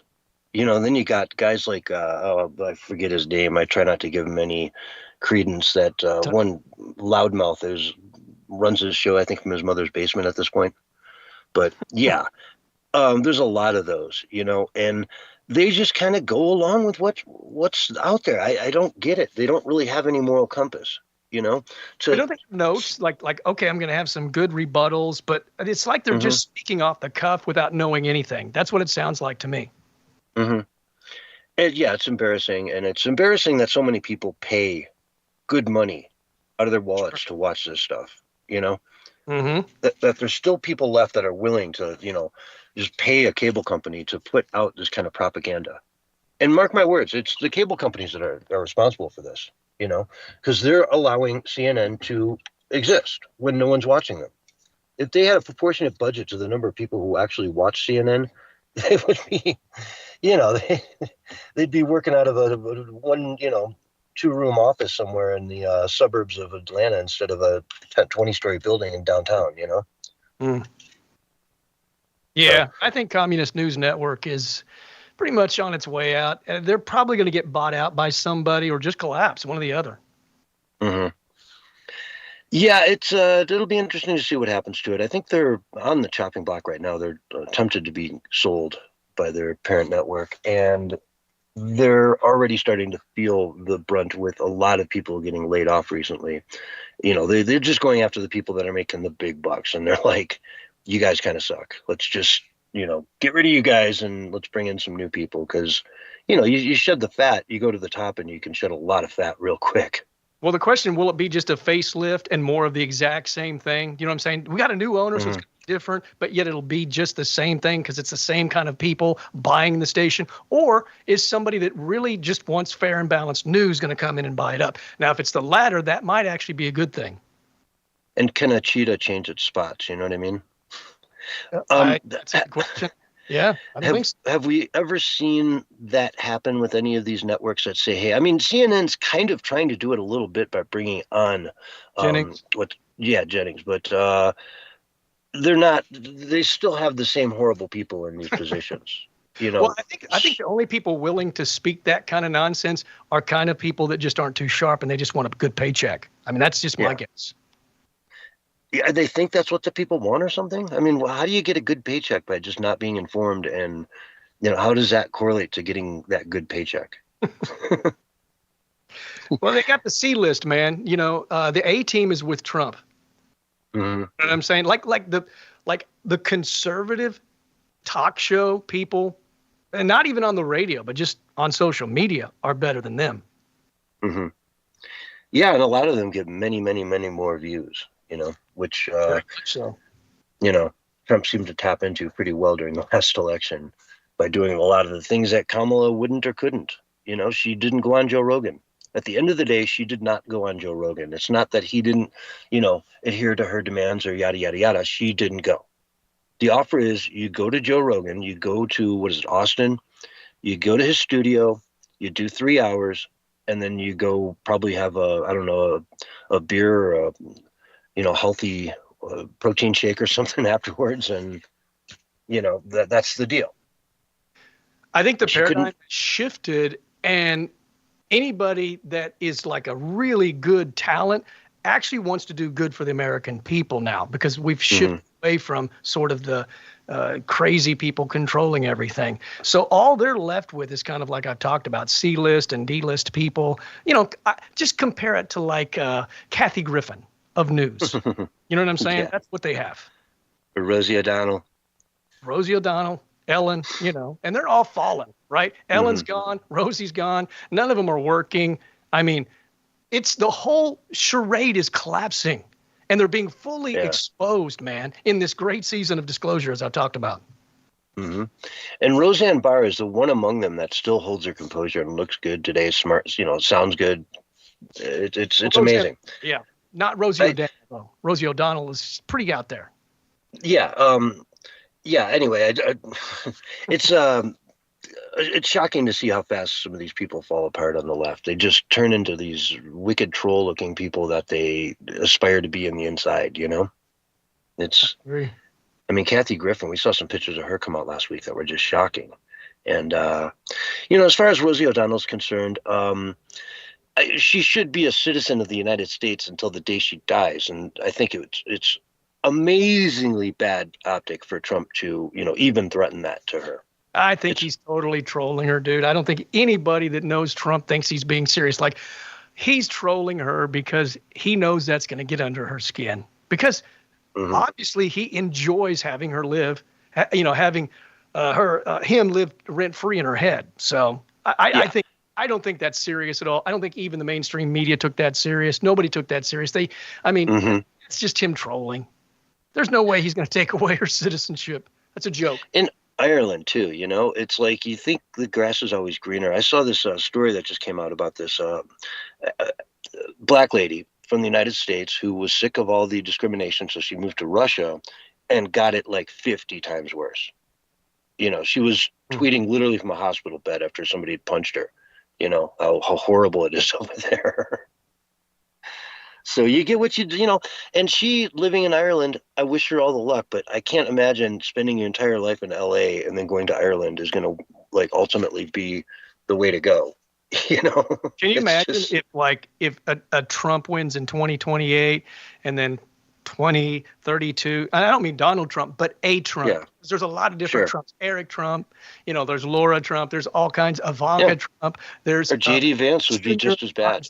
Trump. Oh yeah. So they're going to be in Ireland for a long, long time. Yeah. If Trump's legacy, if what he gets to really do this term, what he wanted to do last term, if he really gets that done, America's going to be thriving in 3.5 years. It's going to be looking great, and people are going to vote for more of it. And JD Vance, I think, will walk right in there. There's really, we've got Governor Hairgel out in California. Yeah. Is he really the guy? He's got such a bad. Hell, I'll jump into a story right now. Let's see, where is it? Right here. No, not that one. Basically, California Senate is passing a bill right now granting LA County the authority to purchase fire-destroyed lots. Oh, yeah. Okay. I read that article, and I was just shocked, man, because we called it, dude. We called it. Yeah, the Resilient Rebuilding Authority out there. They can use public funds to purchase lots at a fair price for land banking and create open spaces. The bill would allow municipal bonds to use property tax to fund low-income housing and public transit. It would also facilitate reconstruction of lost rental housing stock, including by promotion of accessory dwelling units, senior service housing, affordable housing, and replacement of affordable housing lost in the fires. In this part of LA, in the Palisades, affordable housing is like, I don't know, $5,000 for a 1-bedroom. Okay. This hearing is set for just a week after Governor Newsom announced that allocation of $101 million in taxpayer funds for multi-family low-income housing development in communities in Los Angeles devastated by the fires. So this is what's going to happen. They all said this is not going to happen, and yet here we are. Why have they issued no permits?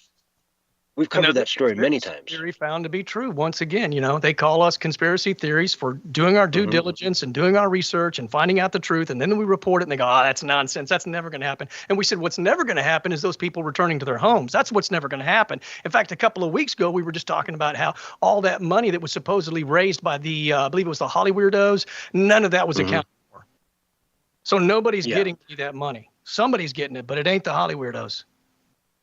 Yeah, and they refer in this bill to being able to purchase fire-destroyed lots for minimal cost. Minimal cost. Man.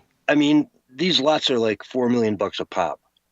With a burnt-down building on it, it's still $4 million a pop. How are you going to get a discounted price on it? How are you going to make it affordable?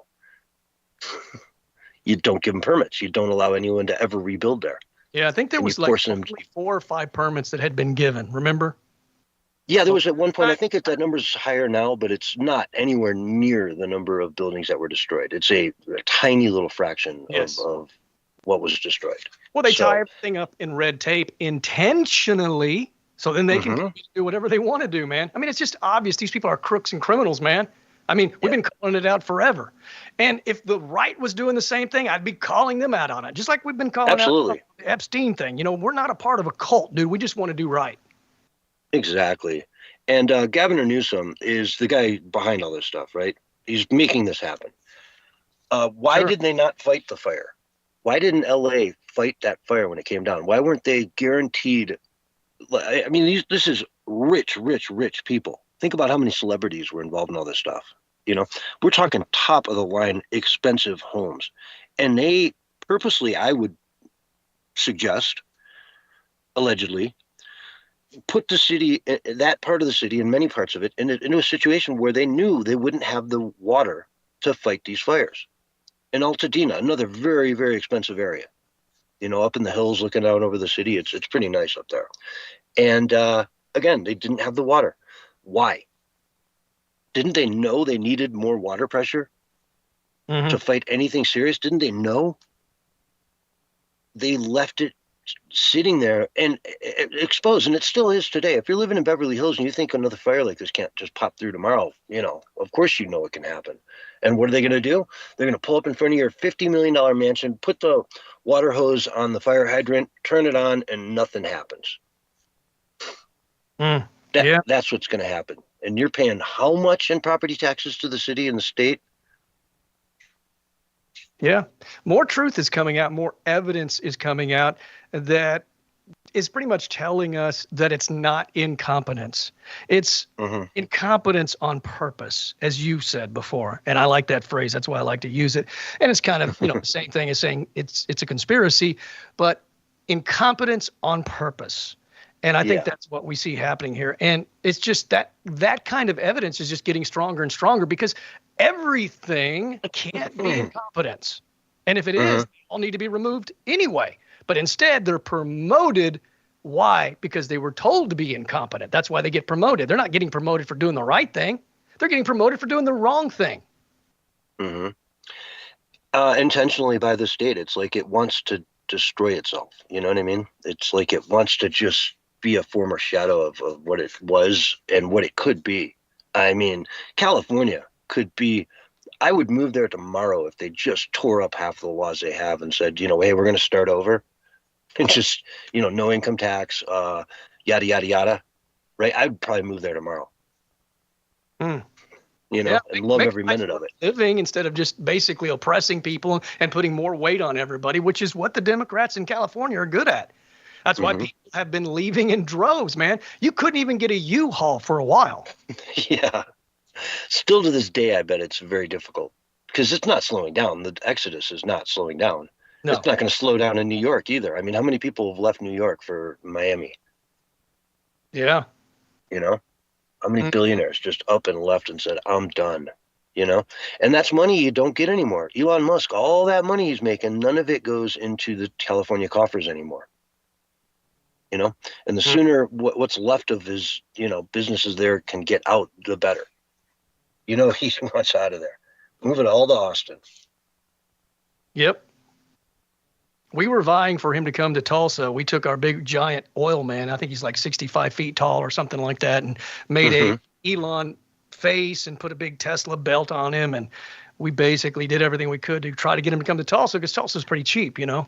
And he chose Austin. But definitely Tulsa was an area that he was looking at. Yeah, exactly. It's just, you know, you're bringing how many thousands of employees with you. It's just an easier sell, I think, you know. Tulsa, I'm sure, is a wonderful place, but it just, you know, doesn't get the vibe that Austin does, right? Right. All the music and the, you know, yada, yada. You're known for, what is Tulsa known for? For being the most average city in America, actually. It certainly is. In fact, they do a lot of tests here because they figure if you can be successful in Tulsa, because it's so average, you can be successful in bigger cities. Really? So like test products and stuff? It's a test market, yeah. Interesting. Yeah, so you're average. We're very average. That's a great bumper sticker for the tourism industry, isn't it? Come to the most average town in America. Yeah. Look, you'll probably fit in. They're not going to be too much better than you and not too much worse, you know? They're going to be about the same as you. We're all just average. Yeah. We're all complaining. We can all stand at the gas pump and complain about the price, and you know, they all get it. I don't know. I was in Stillwater, Oklahoma over the weekend. It was $2.55 per gallon. Oh, so that's pretty good. Nice. Yeah, I'm seeing our prices below $3 across the board out here in Arizona. But what I will mention while we talk about Arizona is, man, the fires. The fire at the Grand Canyon. There's two of them. One is like 60,000 acres, and it's on sort of the road into the north rim of the Grand Canyon. And the other one just rolled right through the village up there and burned it all down. It's like 9,000 acres. So we've got like 60-some thousand acres, 70,000 acres burning on the north rim of the Grand Canyon, and it will never be the same. The lodge burnt down, all the cabins burnt down, 80 structures that were part of the Grand Canyon, area up there are all gone. Wow. And it's not slowing down at all. So, I mean, it came right up to the rim there and went right through. If anyone's ever been to the north rim of the Grand Canyon, you know what I'm talking about. That whole area is just torched now, which is really sad. And it was a crown fire, so all the trees will be, damaged for the next, 20 years, Yeah. Yeah. So real tragic. 100-year-old lodge up there. I don't know exactly how old it is, but it's very old.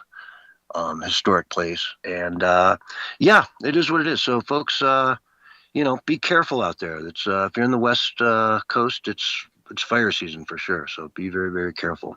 Otherwise, this is the Censorship Sucks Roundtable Radio Show. We're going to wrap up hour 1 right about here. But don't you worry, we're going to come back in a few minutes for hour 2. We are on every Wednesday at 6 o'clock p.m. and also every Sunday night at 9 o'clock p.m. Eastern Time right here on the station.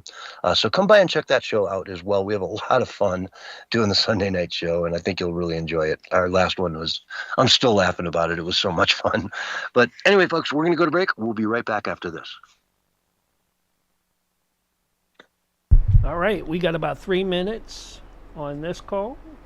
And I'll set up the next one. Okay, cool.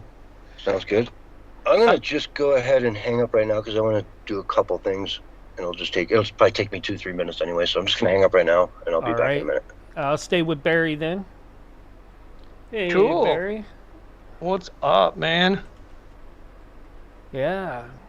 So you getting a lot of rain up that way? We have, but then it's kind of backed down a little bit. So I don't. I've had a couple days without it. So a couple days with it and a couple days without it.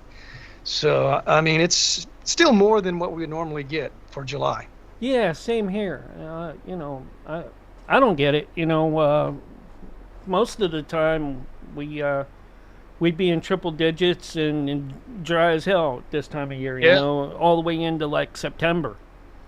But, it seems like our seasons are pushing further and further, changing, at different times. Because if August, you would think then would be super hot, but it may not be either. I mean, it could be... I don't know. I mean, when I first got down here this time, we were in an 11-year drought, and I was in that for probably about the last 4.5, 5 years of it, and then we haven't had problems since.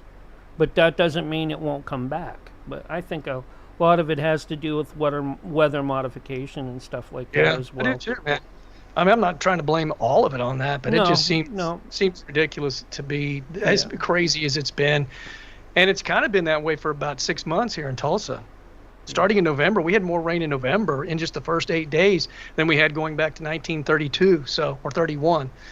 So that's odd as well. But, I think that if they are messing with the weather a little bit, it fits their climate change narrative. Yeah, it and sure I don't know does. if you see this. You're on X, so you know exactly what I'm talking about. But I'm only on there like a couple days a week. I don't go there to I don't look and read any of that stuff. I only post my stuff, and then I leave. Well, there's a bunch. That's like most social media places out there. Unless I follow someone like you, I'll take a look over your headlines. Yeah, but I I won't open it up and go the whole way in it because I figure, well, if it's one of Barry's, I'm going to hear about it on the show. Exactly. Well, there's a whole bunch of images and videos of just very weird cloud formations. I mean, like bizarre, all over the place, and low clouds. And it's funny because I was literally driving It was either to Stillwater or from Stillwater. I can't remember. I know it was to Stillwater now that I think about it. And I was noticing how there were so many different layers of clouds. And the first layer was like low, like almost you could touch it kind of thing. I was on Pirate Radio, World Pirate Radio last night, and I'm going to start up the next call in just a minute. So just stick around, hold on, folks. I'll get the next call going. That way, you know, Barry won't feel lonely over there. Uh-oh. What's going on? Let's see here. Let me try to get teams back up on that one. Join.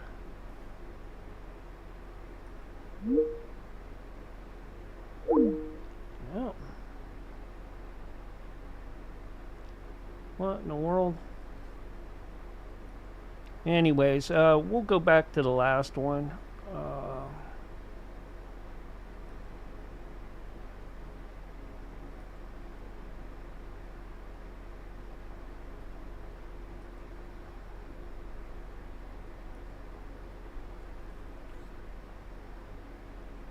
Do do do do do do do.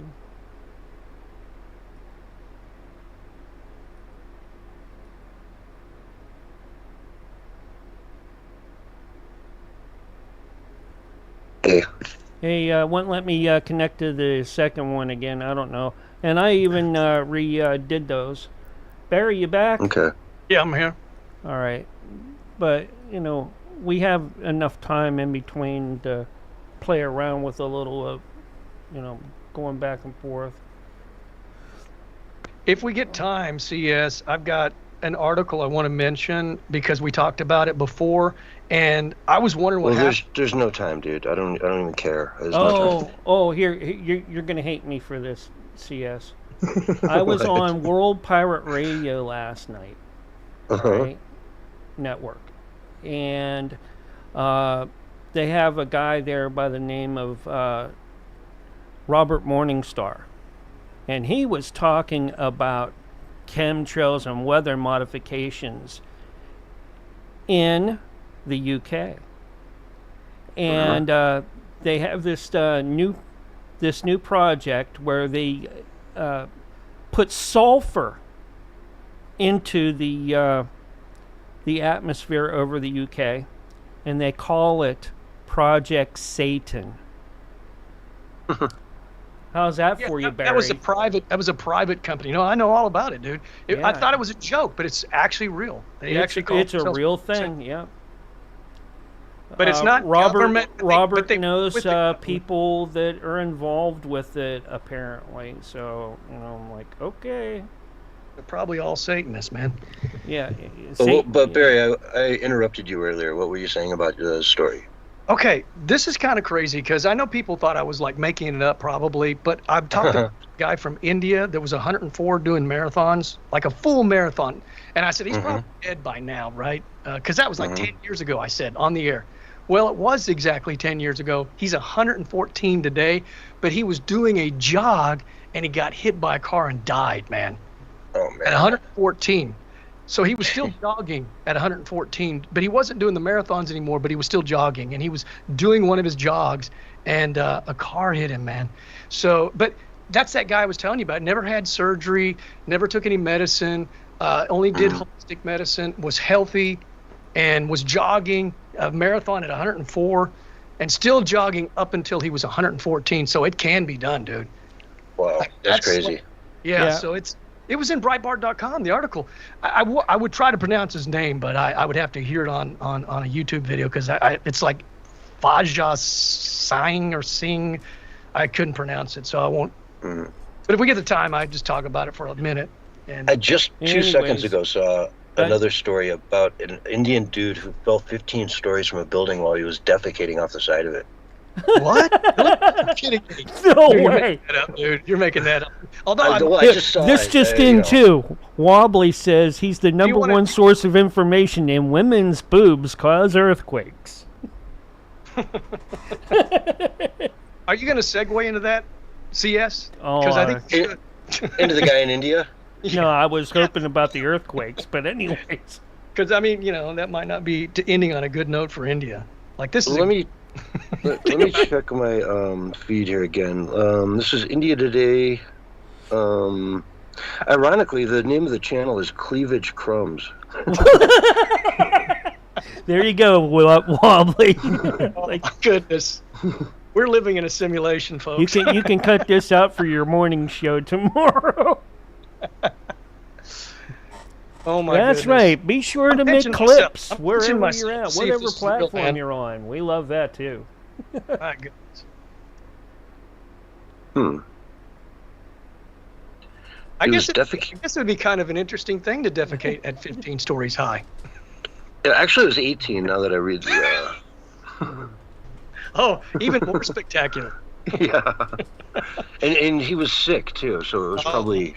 Well, you just hope that there's no, like, bystanders walking, you know what I mean? You'd hope so, but hey, it's India, Anyways, 3, 2, 1, and you're live.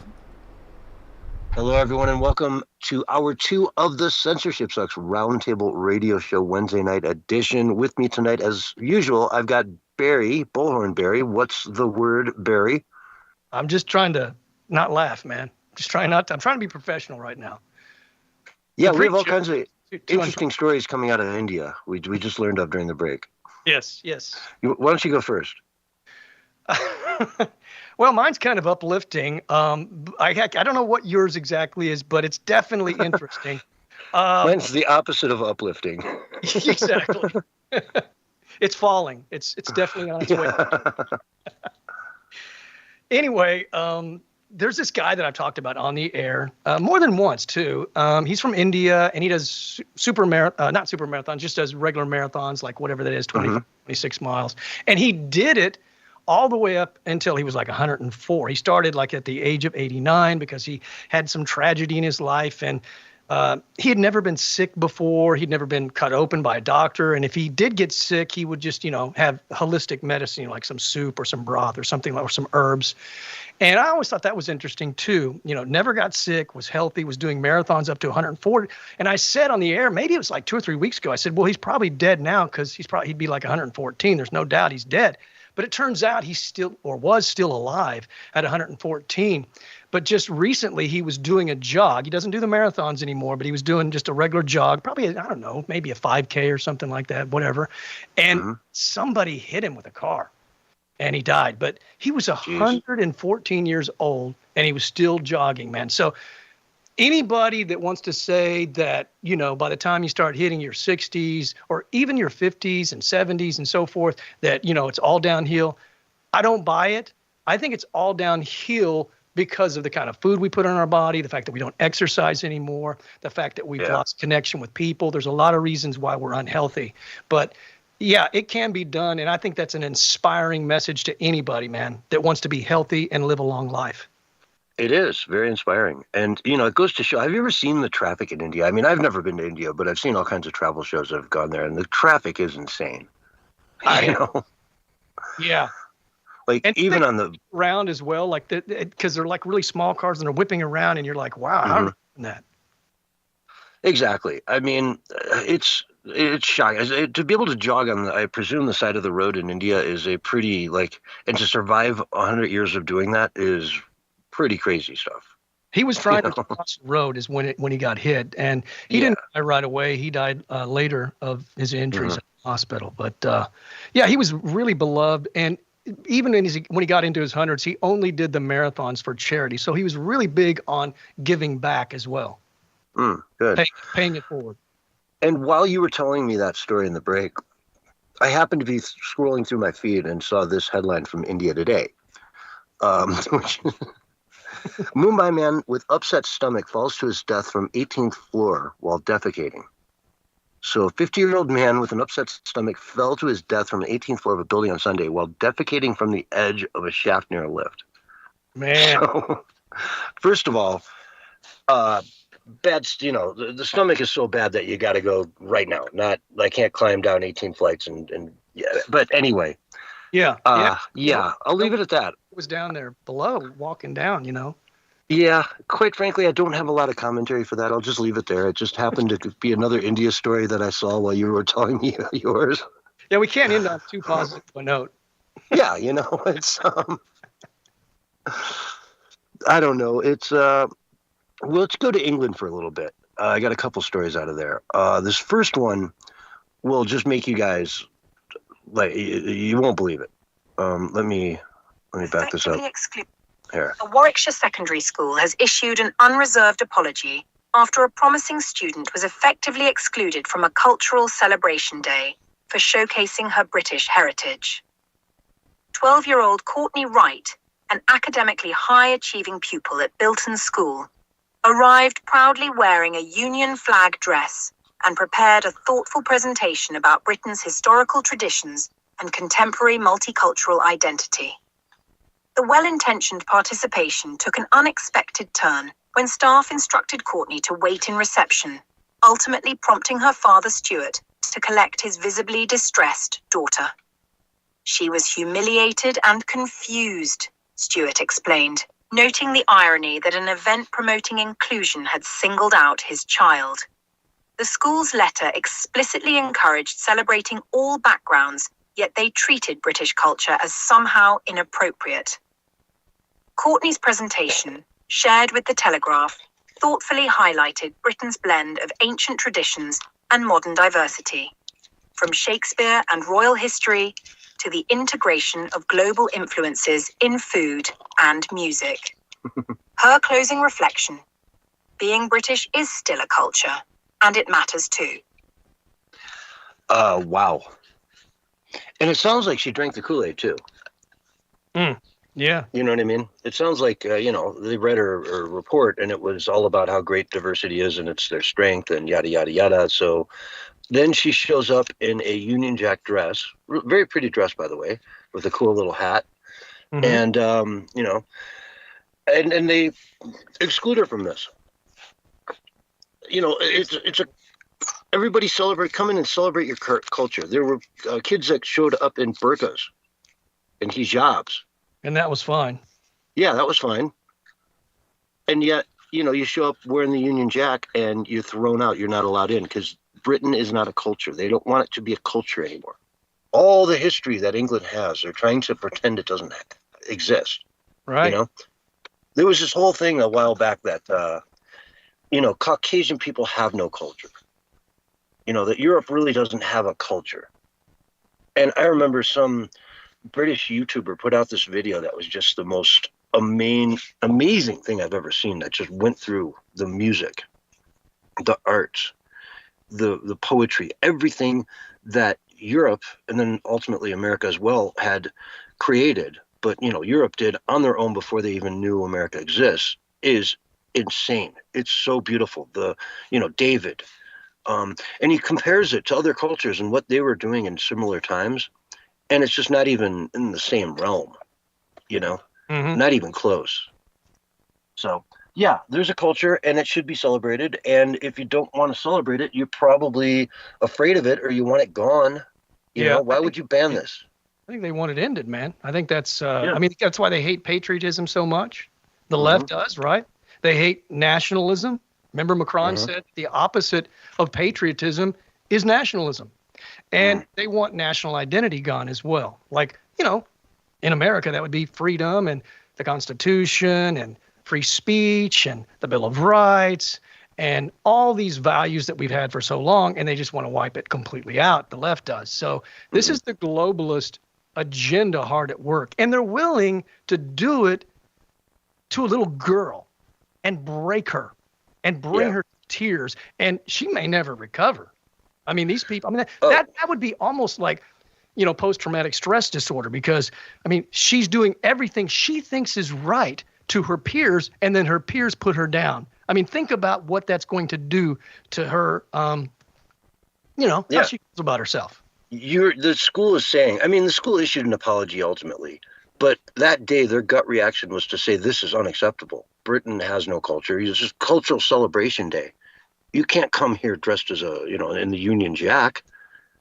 That's racist, right? It's that's their gut reaction, and it's sad. You know, it's just sad that the world has come to this. You know, England.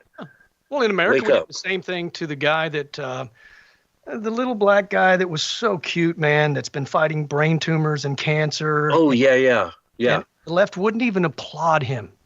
Yeah, at the State of the Union. Trump brought him in. Yeah, Trump brought him into the State of the Union and said, here's an 8-year-old kid who fought off brain cancer. You know, let's give him a round of applause. And they sat on their hands. And they made him an honorary Secret Service guy, you know. And he was already given, you know, the honorary identity of a police officer as well, because he wears that little police uniform that he has wherever he goes. It's awesome, man. I think at this point, there's like 1,000 police departments that have made him a member. Okay, that would not surprise me, you know, because the kid is like adorable. You love him. He's got a great attitude. He's a fighter. You know what I'm saying? He's been through so much, and you don't even hear him complaining. You just hear him fighting back and being so grateful for what Trump did and what America's done, and just grateful for his friends and his family. And when he watches that, you know, when he gets older, he's 20 years old and he goes back and watches, you know, what happened during the State of the Union. He will just be, I think he'll remember it differently, and he'll see it like that and go, wow, I didn't realize how evil and vicious they were at the time. Yes. You know?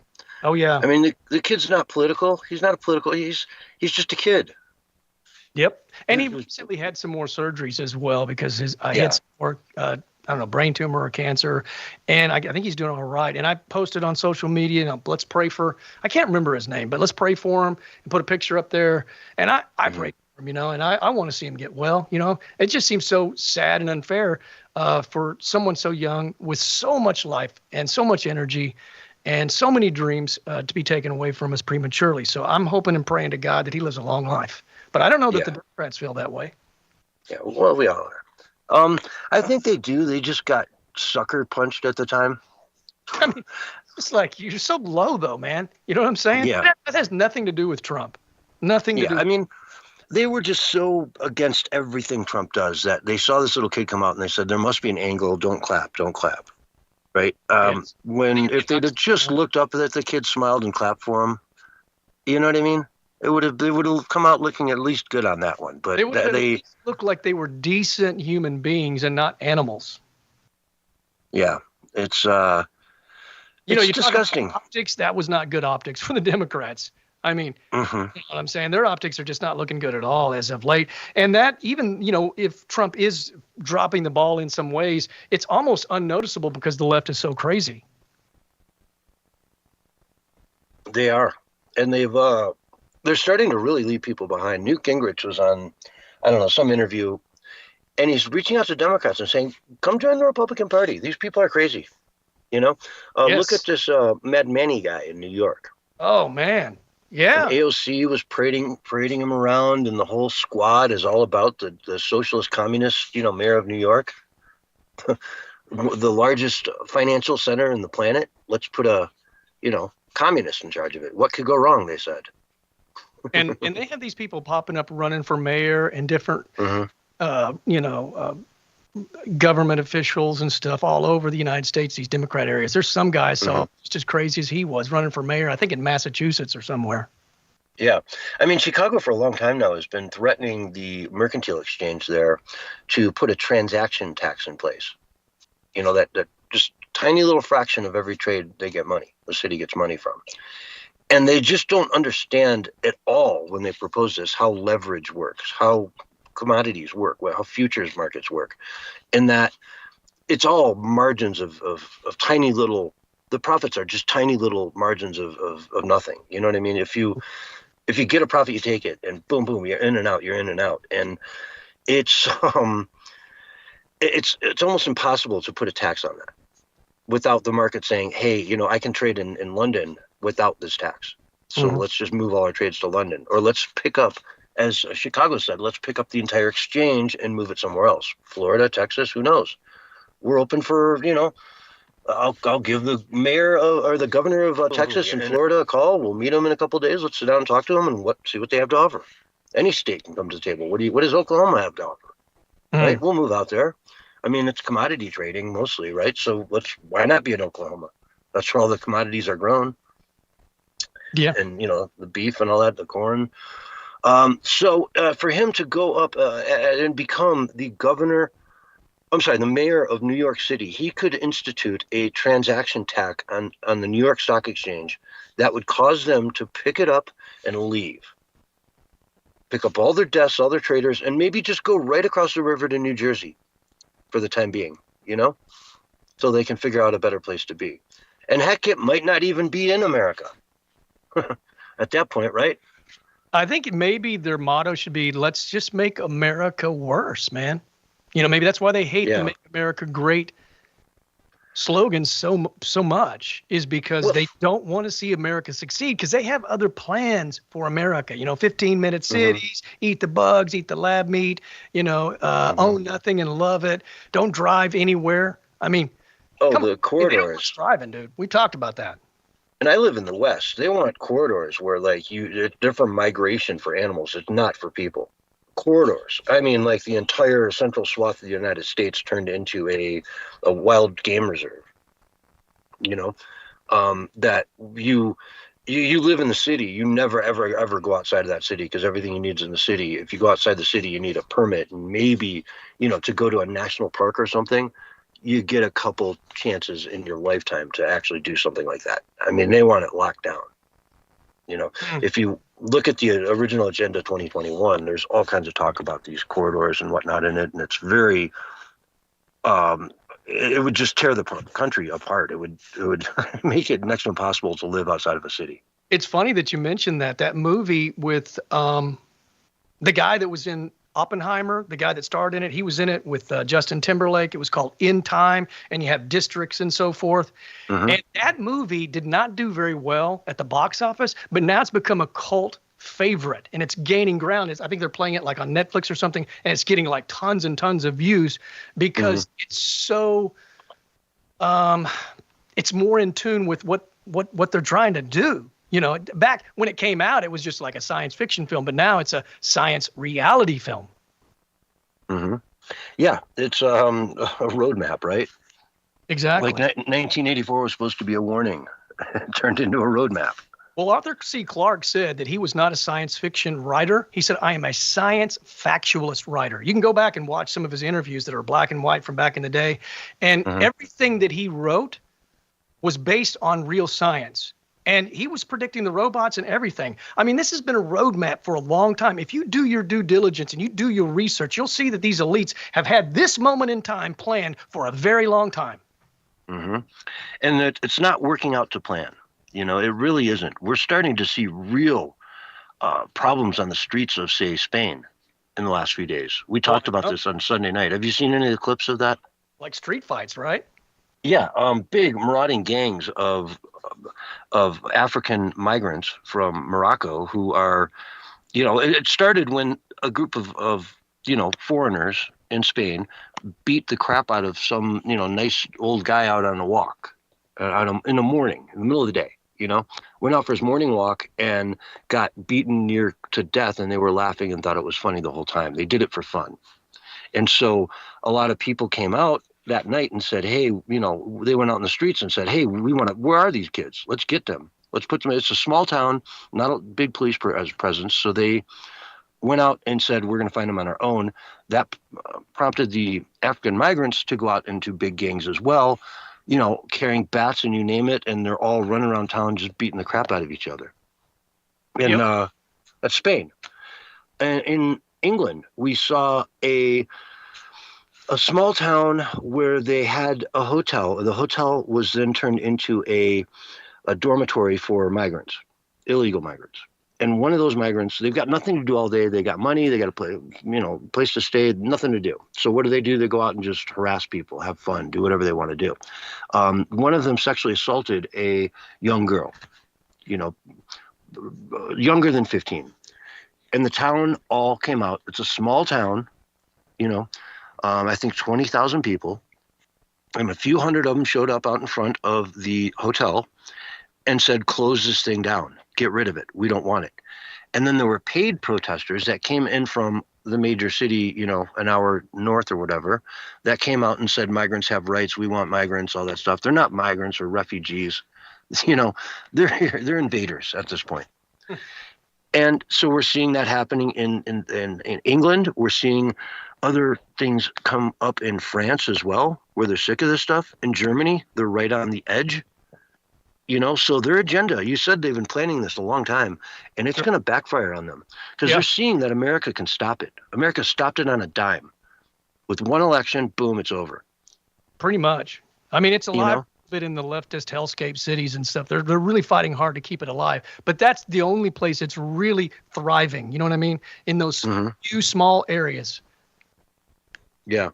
So, I mean, this small town, it's interesting. Either the government, in the UK is going to shut that migrant hotel down and move them somewhere else, or they're going to say, screw you, it's staying, deal with it.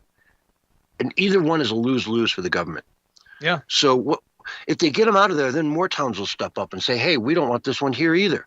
Well, that's what Tommy Robinson did. He stood up and they just put him in jail every time he stands up. I just saw in the UK, it looked like an illegal immigrant had attacked a police officer for no reason from what I could tell. And then I saw people coming over and I thought, oh, good, man, some people are going to help, because he had tackled the police officer and was, telling him to quit effing following me or whatever. I don't even know if he was following him. He was probably just walking, you know what I'm saying? And then they started to beat on him, and another police officer came and she tried to stop it and they started beating on her. And I was like, this is the world that we live in now. You know what I'm saying? In these crazy places where they just have unfettered, unchecked, just everybody can come into their country, no matter who they are, right? I mean, this is what it's coming down to, is just madness and insanity. And at some point, man, it either backfires or they just capitulate, the citizens. In some places, maybe they're just so fluoridated and so dumbed down and numbed down that they just can't stand up and fight for themselves. You know what I'm saying? They can't resist. And on that note, we've got to go to a break. Folks, we'll be right back with more from the Censorship Sucks Roundtable Radio Show. All right, we're on radio break. Sweet. Hey, gosh, I wish we had another 2 minutes there, because there was a story that came out of the UK as well, where this migrant, it happened like 10 months ago, and the video that came out at the time showed a cop just beating on this migrant on the ground, right? And it looked like it was for no reason, yada, yada. Then all of a sudden, the other day, the first half of the encounter came out. And some dude in a train or police station there just literally sucker punched like a 5'2" cop, female. Ridiculous. Yeah, ridiculous. He straight up sucker punched her out of nowhere. And, she's left bloody and crying and yada, yada, yada. And then the male cop that's with her grabs the guy, throws him to the ground, and then he starts to put up a resistance. And so he just beats him like 4 or 5 times in the face, right? Which I would say is fair. The guy has it coming. You sucker punch a woman, then I get to punch you. Well, you have to defend yourself, right? And granted, she was a cop, but she was like 5'2", 120 pounds. What are you going to do? I would imagine she felt like her life might be threatened. Well, I mean, I don't know if she thought she was going to die per se, but it hurt, and she's bleeding everywhere, and she'd, you put your hand to your face, you got blood everywhere, and unprovoked too. That's what's crazy, right? Unprovoked. Yeah, I'm surprised she didn't tase him on top of that. Well, she couldn't do anything. She got laid out.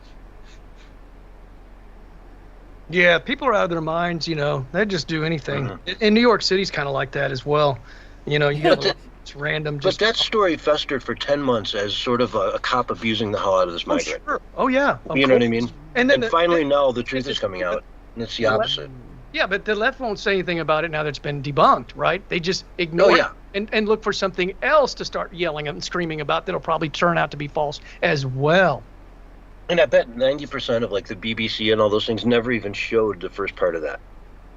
Oh, it's too violent, we can't show that. That's it. End of it. Don't even show it. But then if they showed the second half of it, something like that, they'd say, we know this is violent, but this needs to be shown because white supremacy is so evil, right?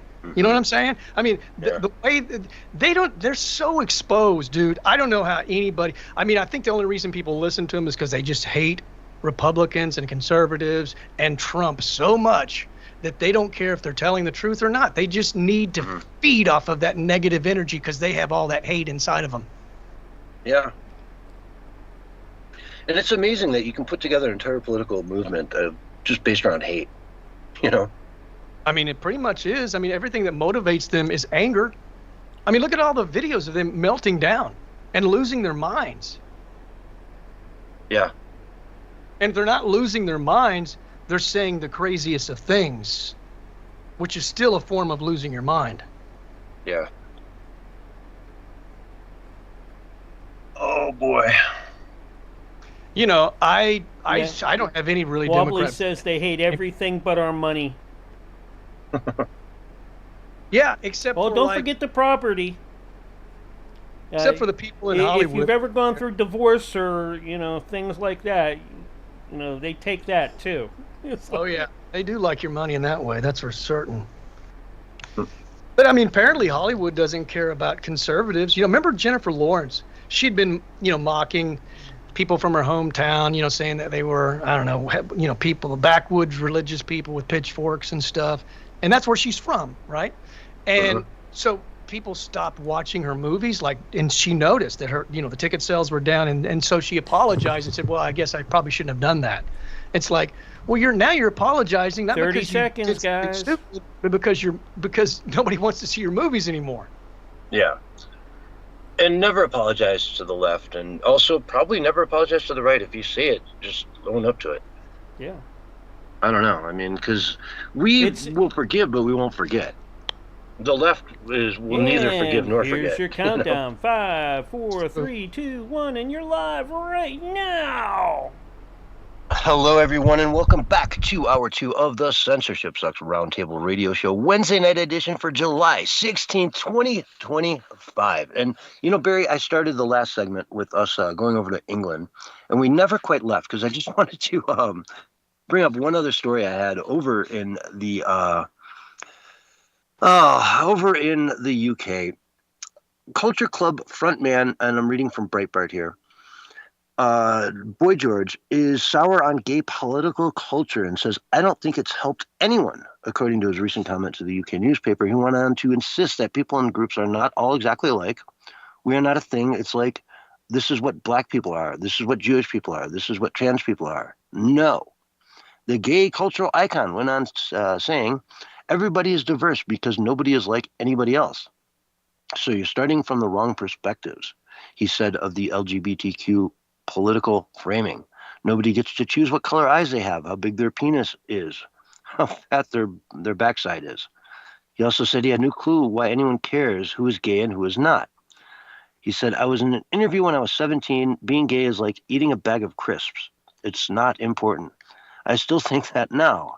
What do you care about someone's sexuality unless you're going to have sex with them?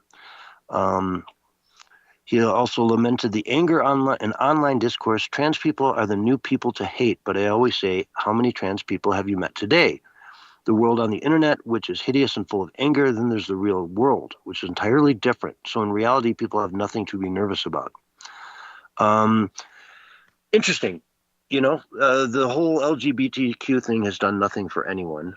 And what I would say is he's probably right, because he was a smashing, massive success in the 80s.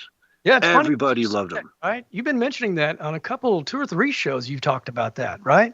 And then now that he comes out saying that, it's kind of strange, isn't it? Yeah. I mean, back in the 80s, this guy was the coolest thing out there. You know what I mean? Nobody cared that he was gay. Because guess what? I wasn't going to have sex with him, so I didn't care if he was gay. You just wanted to listen to his music, right? Yeah, exactly. Or whatever. Karma Chameleon, you know, I know every word, you know, by heart to this day, 30 years later, I know that song, you know? Yeah. You come and go. But, you know, so many bands. Queen. Queen is my favorite one, right? Right. He made, Queen is the name of the band. And you got Freddie Mercury as the frontman. Everybody knew he was gay. It wasn't any mystery. And yet he sold out 100,000 packed rock stadiums, you know, with like, you know, you want to see the Hells Angels show up to a gay man performing to 100,000 people in Berkeley, right? Everybody loved him. And some of his biggest hits, another one, Bites the Dust. Go read the lyrics to that and ask yourself what he's really talking about. He wasn't talking about football teams. Okay?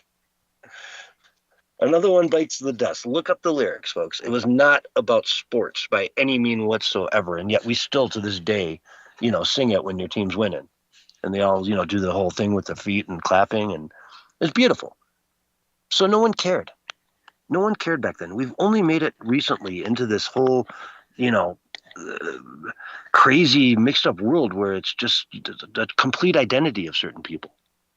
Well, he's completely right, because it's the social engineer's job to turn the LGBTQ plus community into something that is loathed and despised. And so when somebody thinks of the LGBT community, they think of the, San Francisco parade or some of these gay parades where they're completely naked in front of children. They're doing even sex acts where children are around, and they have, the articles are saying that we want the kids to see the kink, articles from liberal media. I mean, that was like the exact quote in the title was, it's necessary that the kids see this kink. No, it's not necessary that the kids see some old man with his thing hanging out, It's not necessary, wearing all their little dog uniforms and stuff. And you have the little kids petting them. I mean, it's just weird, dude. And kids should not be exposed to that kind of thing, in my opinion. And so that's the image, and that's done by design. That's why they promote it, because they know it will cause division, and they know that divided we fall, united we stand. So this whole thing is about divide and conquer, and it's always been that way for a long time. Absolutely. It's not about, an underprivileged part of the society. Everybody's got the same rights in America pretty much the most part. I mean, if you're talking about transitioning a 8-year-old kid, okay, I think they shouldn't have the right to do that, but I'm not setting anyone back. We're not doing anything along those lines. You know what I'm saying? If, I've always been pro gay marriage. I could care less. If you want to get married, go for it. I could care less. I don't want to necessarily see two dudes making out in public. It's kind of going to gross me out, but I don't want to see anybody making out in public. It's, not cool. You're not supposed to do that. Keep a little bit of modesty in your life, I mean, anyway, so that's all I've got left with I gotta say about the UK. I guess we should put it that way. That all rhymed really well. Well, maybe he's figuring out the whole thing is meant to divide, that it's not meant to be helpful in any shape, fashion, form, or way. It sounds like he's a little bit of an awakening. We had a lot of transgenders and a lot of the LGBTQ. Brandon Straka is openly gay. Yeah. He started the hashtag walkaway movement. And in that movement, there are a lot of trans that have come over to the Republican Party. They feel more welcome among conservatives and Christians than they do in the party that supposedly embraces them. Yeah, Blair White.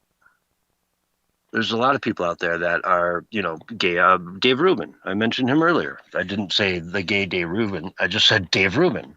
I like his content. I don't think of that first. I know he's gay. I don't care. Again, I have no plans to sleep with him, so I could care less what his sexual orientation is.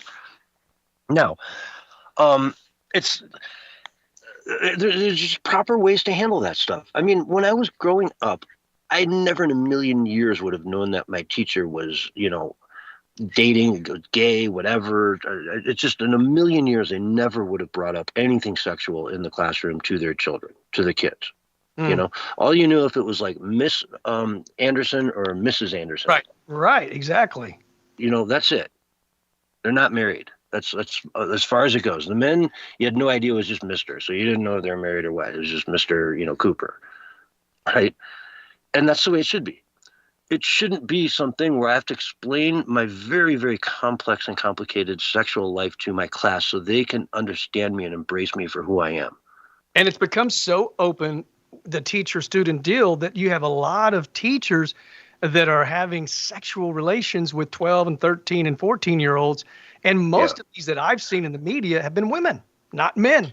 It's not the men on the girls, it's the women preying on the 14, 15, 16-year-old boys that are their students. And this comes out of every couple of weeks. You'll see an article where some teacher, was sending naked photos to some 13 or 14-year-old and then soliciting him for sex. Next thing you know, they're either having sex or they're, doing sexual things.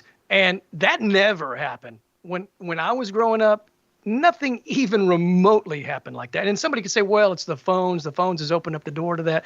Yes, that's probably true. But teachers had a certain amount of integrity back then. Yeah, and again, you're right. They didn't have like a Facebook group for the class where you could direct message your teacher at midnight and have a chat with them. You know what I mean? It wasn't a thing. Like you'd have to pick up the phone and call your teacher at home, and you never knew a teacher's phone number. They'd never give you that. Well, some of it was happening at the kid's home. Like, that's really bizarre. God. I mean, talk about risky, the parents leave, and she comes over there, and then that's crazy. That takes some cojones to do something like that. That really does. That's a special kind of person that just really wants to live out there and risk. Like the most dangerous thing you could possibly do. Remember the one woman that went to jail for it? And then when she got out of jail, she married him. And then they were supposedly happily ever after. And then he divorces her because he realized that he had been preyed on. Yeah. He was like Macron, you know about the story between him and his wife, right? Have you ever heard that? Where she basically hit on him when he was 15. Right. Right. And she was like 40. I want to say 40 and 40. Like that's a huge, they have like 25 years between them, right? And so she got away with it. He grew up, turned, old enough to get married, and eventually, they got married. So she groomed him. She molested him potentially. I don't know. There's a whole looking for groom. Yes. Well, there's a big court case going on in France right now that about his wife, right? Where somebody said on a podcast that she was trans. Okay. Now she had a brother apparently who no one's taken a picture of him since the 70s, and he's apparently still alive. Right. And and so she sued these people, got a payment of like $10,000 or some trivial amount from them. And then they went up to the next higher court, and the court said, no, you don't have to pay. It wasn't slanderous. And now she's she's frantically going to the Supreme Court to say, no. I want it on record that I'm not a trans. Well, you know that Trump literally called Candace Owens on the phone, and first he complimented her and told her about how much he loves her show and how amazing she is. And then he basically broke it down to where, could you please stop talking about Macron's wife? I've had dinner with her. I'm pretty sure it's a woman. And she joked. There's that word, pretty sure. You're not fact positive. You're just pretty sure. I mean, I guess. But anyway, she said he kind of tied it into, well, it's not good for negotiations with Russia and Ukraine. And so she's feeling like, oh, wow, the burden's on me about Russia and Ukraine, whether I talk about Macron and his wife or not. And she said, the way I understood it, she's like, well, I'll pull back. But then I just heard her like a couple of days ago, she was still going on and on about it. So apparently she didn't take Trump's advice. But hey, she believes she has evidence. I haven't looked into it. I'm not too concerned about it one way or the other. But it would not surprise me if it turned out to be 100% bona fide true. It's all really weird, though. You know what I mean? It's all really weird. It's like, I don't know, man. There's a mystery there. Why do you marry somebody that much older than you? But anyway, and he's pretty upset. I isn't there like some weird stuff that happened to people that had brought it up before, and then they kind of mysteriously died? I'm not accusing anybody of anything, but a lot of conspiracy theorists think there might be a connection there or something. I don't know. I can't remember because I really haven't dived into it too much, but I have looked at it a little bit. Yeah. So anyway, let's dive into some other news there, because I don't want to get rolled up in any lawsuit about her, because she's going lawsuit crazy right now, trying to. Not happy. Cron's not happy. Well, I wouldn't be happy if people were saying my wife was a dude. I can show you. Well, she's not. Like, trust me. Just say this: if she's a he, hey man, why not own it, man? Because that's what they're all pushing all the time, right? Exactly. It'd be a big, like Michelle Obama. It'd be a big thing. Like, hey, trans is good. Trans is great. Look what I did. Yeah. And then this state and age in 2025, when we have illegal, unaccompanied minors picking our marijuana for us. You'd think there'd be, an openness to this type of thing. Can you imagine somebody from 15 years ago just tuning into our radio station right now? They would think that this was all a joke. This is a joke radio station, right? None of this is real, right? Couldn't be. Well, 15 years ago, that was probably right at the beginning of the Obama administration, right? So, yeah, I would have believed this. If I heard it, I'd believe it. That was the beginning of the insanity. It's gone to levels at this point. Yeah. Oh, he won 2 terms? Yeah. Done. But anyway, you get the point. Let's go back over here to the United States, and the FBI, under the direction of, and I'm reading, by the way, from Gateway Pundit, under the direction of Kash Patel, is opening investigation into a decade of Democrat antics and misconduct. The investigation has been ongoing for several weeks now, and they're looking into Hillary Clinton's home brew server. They're looking into all kinds of stuff. Russia, the dossier, everything you can think of, and they're actually going to do an investigation into it all. So I welcome it. I can't wait to see what comes of it, and it should be a good thing. Indeed. Yes, absolutely. Mm-hmm. What's going on there? You got dogs? Yeah, I got a barking dog. Just go ahead and talk. I'm okay. I'm not going anywhere. I've just got somebody. Yeah, here.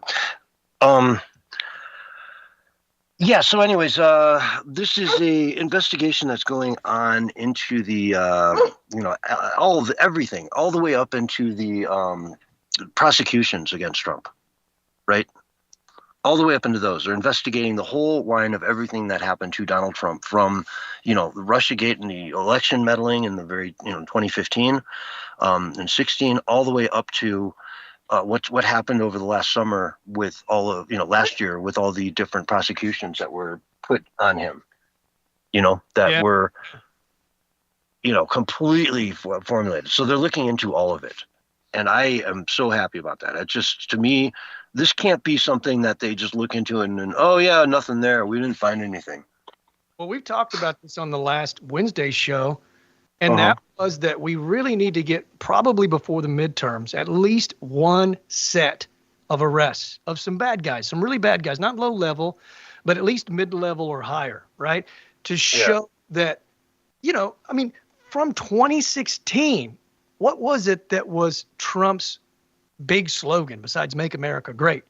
It was "Drain the Swamp."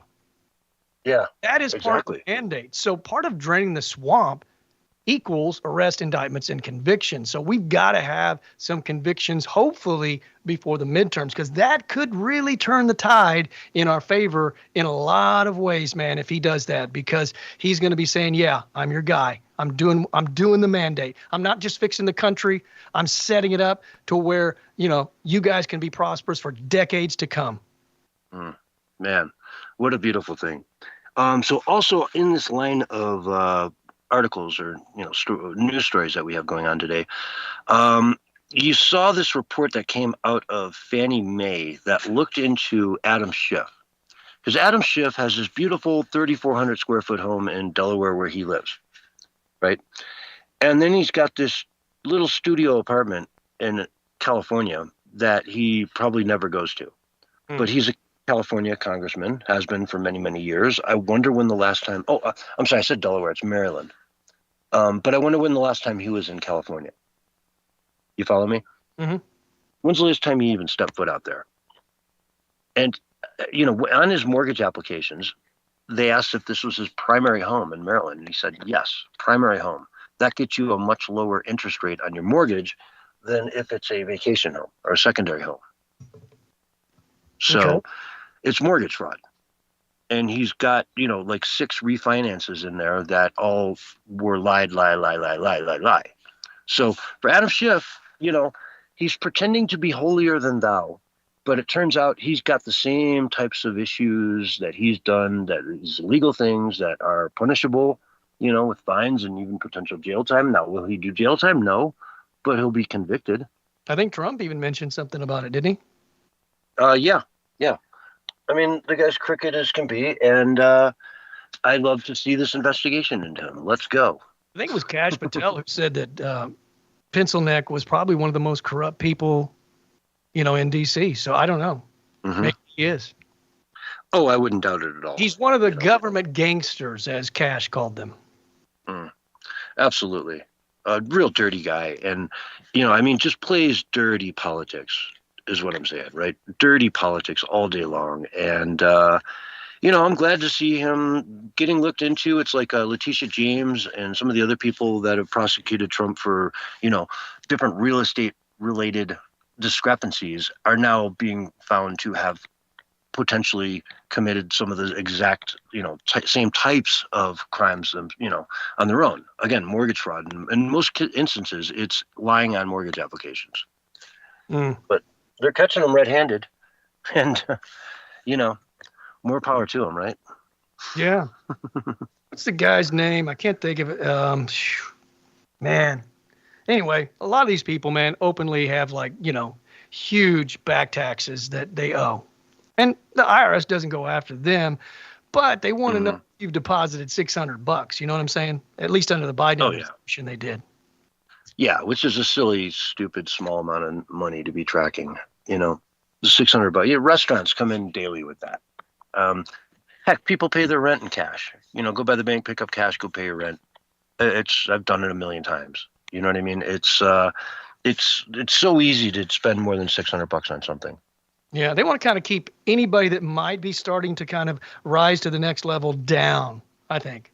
Well, sure. That's the way societies always work, though, right? I mean, every city around, mostly liberal cities, but they do it here in Tulsa as well, limit you from having, 3 garage sales the whole year, So you're a little strapped for money. You want to have, a few garage sales. No, not only have 3. That one's gone. Our flea market, we used to have everybody that come from, all the surrounding states.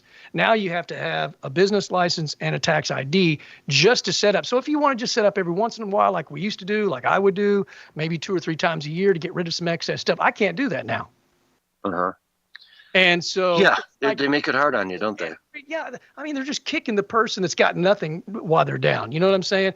And it's not any real money to them. It's chump change. Yeah, I hear you. So anyways, in related news, let's go over to Chicago. Chicago public schools are now bankrupt as the city faces $734 million deficit after paying for illegals and must now lay off 1,458 employees, including 432 teachers and 677 special education classroom assistants. So Chicago, good for you. Your schools are going bankrupt. $734 million deficit, and you're laying off thousands of people. Let's go communism, right? It's the good stuff. This time we're going to do it right. Make America worse, man. Exactly. But I mean, that's the thing. They didn't do it right last time. Lori Lightfoot didn't do it right. So now this the new guy, what's his name? Brandon Johnson. Yeah. Is he's going to do it better. He's the new communist who really understands communism way better than the last communist mayor. Yeah, they're doubling down with their failed policies, which is really scary because I wouldn't want to be a resident, while they're doing that.